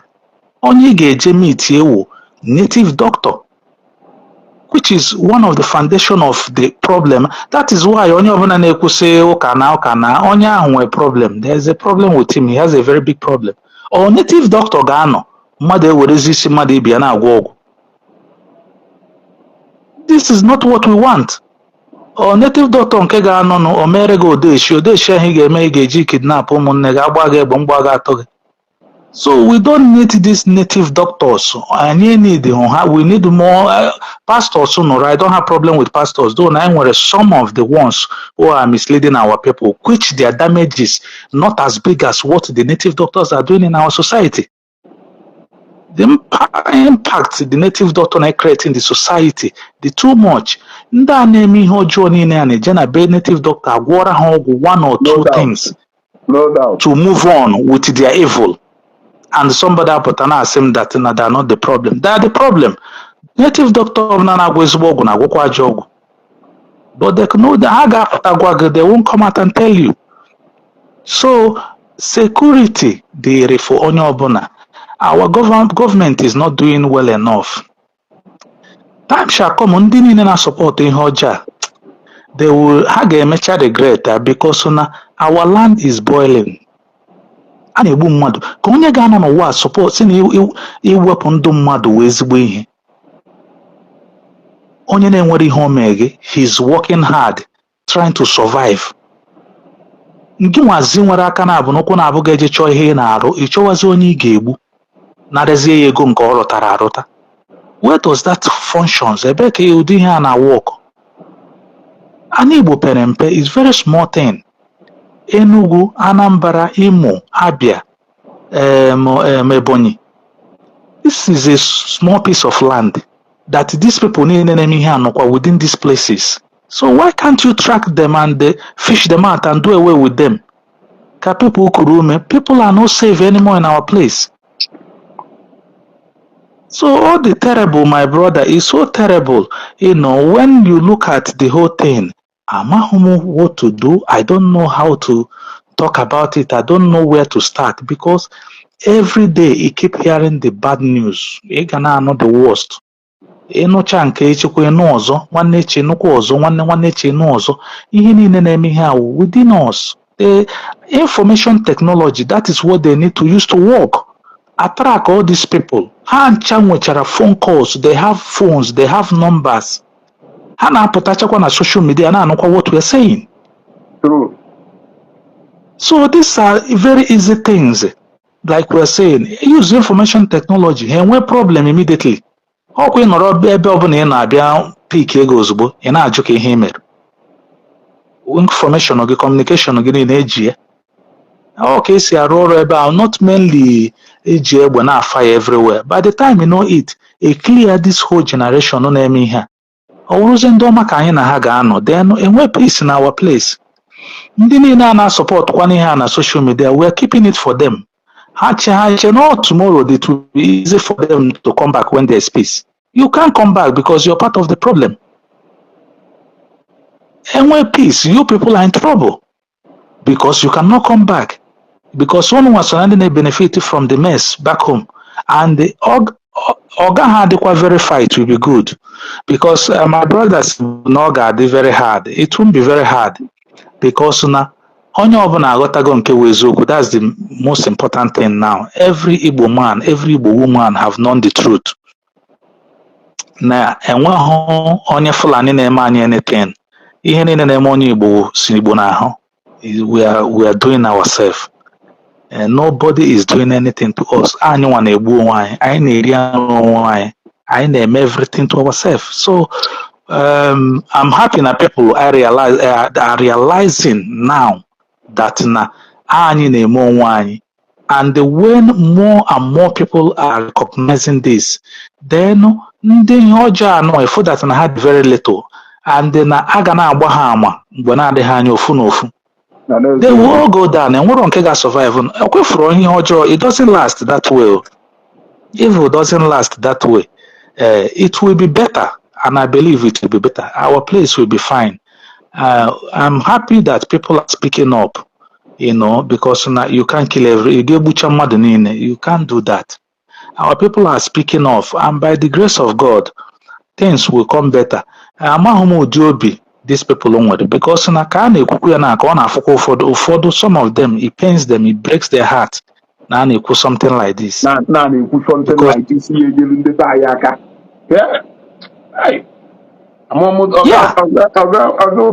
dị obi ụfọdụ ndị be anyị buo. Honestly, amụmụ ebe ụfọdụ ndị be anyị si wee bute this kind of obi. Honestly, amụmụ.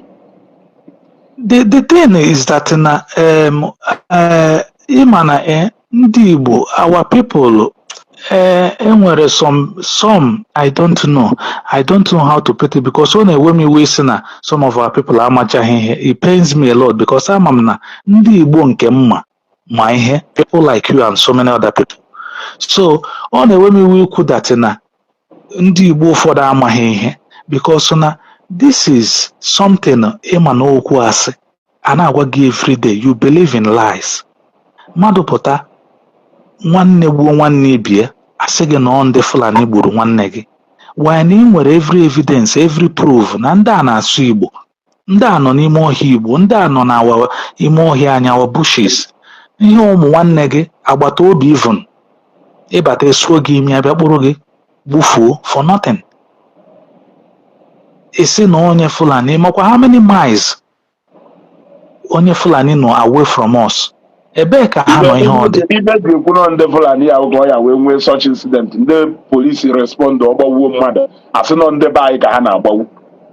Ife a na-eme ịghọtago ka e wee werie handicap ndị polisi na ndị amị. If they act or respond to anything, asị na ndị be anyị ka ha na-egbu. Ewepụta udogachi, wepụta nke ife a na-akpọ ndị the other security, asị na ndị be anyị ka ha na-egbu. Why not ndị be anyị ndị na-eme anyị ife na-eme anyị? Onye Igbo committee crime at the point of iji egbe ejide nwaanyị na-aya egbue. Of course. Ọkwa Kraịst gwara anyị, ọ sị na ogbu na-ana na mma, ogbu egbe na-ana na egbe. Ọ Kraịst kwuru ya. Christ the righteous, man, this is his word, and I believe his word. ị na-egbu mmadụ otu ọkwa ka ị ga-esi na enwere two ways about it. So anaghị m emere onye gburu mmadụ egburu ebere because this is the word of God. Ị na-egbu mmadụ ọkwa ka ị ga-esi na because enweghị right iwepụ ndụ onye ọbụla. So ije wepụ ndụ mmadụ ọ ka ị ga-esi wee na I don't pity you. And a ga-ewepụcha ha ncha, a ga-remove all of them, mark my word. Ha ncha ga-apụ. Ọkwa ike agwụwago some of them. How many years now ka ụfọdụ nọ n'ime ọhịa na ụfọdụ nọ houses mmadụ na-epiogharị na-agbagharị. They are getting old, they are getting tired. And ha na-akwa na-enweta that medical help as much as they needed it. You watch some of them, you see that they are getting weak in this fight. For how long? For how long? You know, very soon, set ha ga-wipe you away. Then we begin a new era. I say enjoy living life for me more fear. Now what I need more fear is starting on life. Why can't those people just leave and go? Yeah. On the Zuzu now, how much mmiri, they don't know what they are doing anymore. So ọ bụ na control. That is why ha jide mmadụ kịta. Egodi ha 20 million, egodi ha 100 million. Kịta ndụ gị nwere ike ọ dị difficult because na ha aṅụchi ihe ha na-aṅụ ofu nke tụkwasịghị egbe gbagbuo onye ahụ, that's it. Si bufu onye a nie. Ofu onye a si na ihe onye a dị ka ihe onye mma agbagbufu onye a there. So these are junkies. We're dealing with junkies. Ndị anyị na ha na-eme ihe, they are not human beings. Ndị wụ addict, drug addict ka ha wụ. So crime ha, they commit it without any conscience feeling. No mmadụ ka ha na-emegbu because onye na-egbu nwanne ya ọ na-asụrụ gị Igbo, ị ga-enwetụgodi feeling na onye akwa onye Igbo ka ọ na-asụkwa ihe akwa ọ na-ebe n'Igbo ka ọ na-ebe akwa. You know, endure, have that human feeling, endure, have pity. Onye ị na-egbu ka ihe o mere gị eme onye enwe business gị na ya mere, enwe ọ na-arụ gị nwunye gị ka nwa gị, enwe ego gị oji, nothing, he has nothing with you but a weapon there. A na-ekwu ya, some of our foolish people nọrọ ebe ahụ na-support evil. Ọ dị ha ka ha ga-adị ndụ ebe a ha nọ. Ọsọkwa ha nọrọ obodo oyibo, ihe ga-ezutekwa ha ga-ezute ha. Anywhere they are supporting this evil, ihe ga-ezute ha ga-ezutekwa ha. Because it's too much. Anyị ga-enwezi peace be anyị. Mmadụ ị na-be nne ya na nna ya egwu na-atụzi gị. Onye n'obodo, okay, most of the people nara of recently, last month and this month. Ancha nakwara Abuja, Lagos, na-arụ ụlọ na-eme investment there. Ụfọdụ na-arụ rụzi their family house ebe ahụ. Ha busy. They don't come back to East. East kwesịrị ịdị very developed. The kind of money Igbo people n'obodo oyibo na-epick now. People are working in so many countries, making money, trying to develop our place, create jobs, because a na-arụ ihe niile a na-arụ ọkwa jobs ka a na-ekreti. Mana kịta enwere ozi ebe a na-arụ new houses, ndị nke rụrụ arụ gbochie ya ọhịa na-eto their place. Enwere ozi nobody to take care of the building. Ịbanye ebe ahụ egbufuo gị ma abịa kpụrụ gị.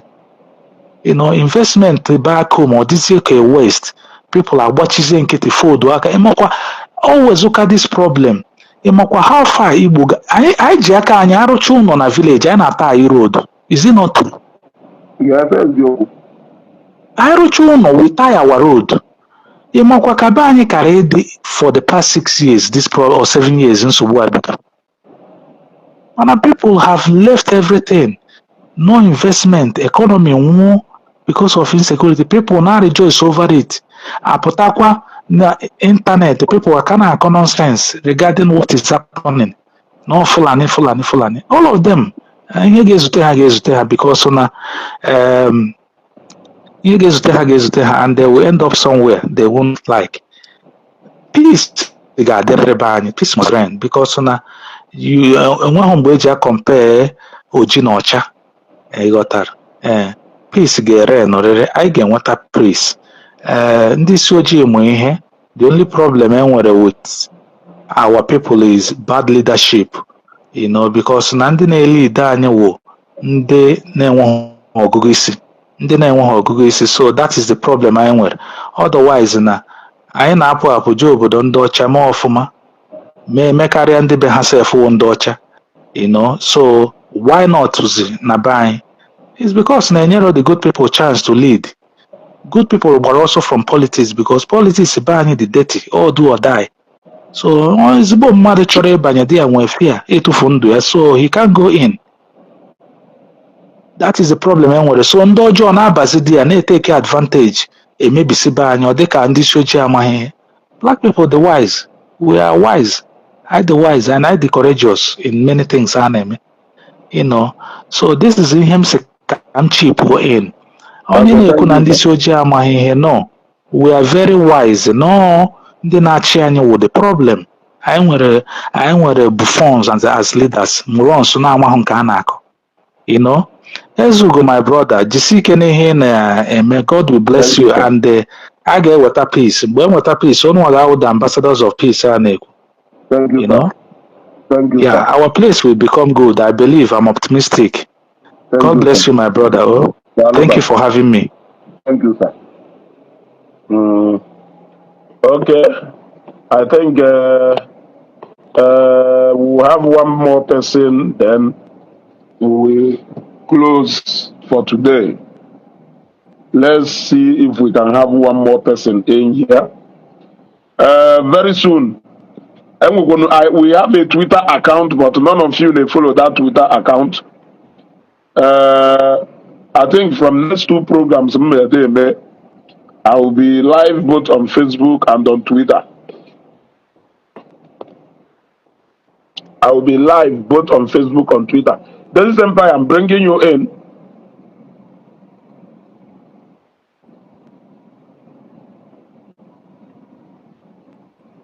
I'm bringing you in. Accept.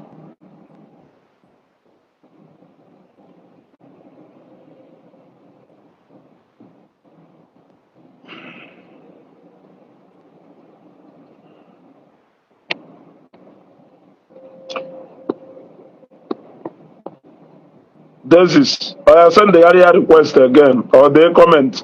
Okay. Okay, I'm going to be the comment.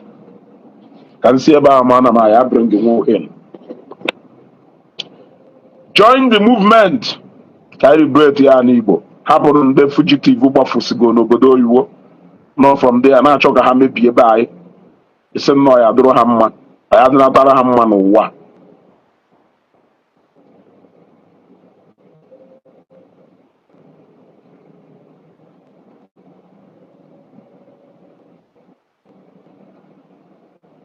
Ya dịnatara ha mma n'ụwa.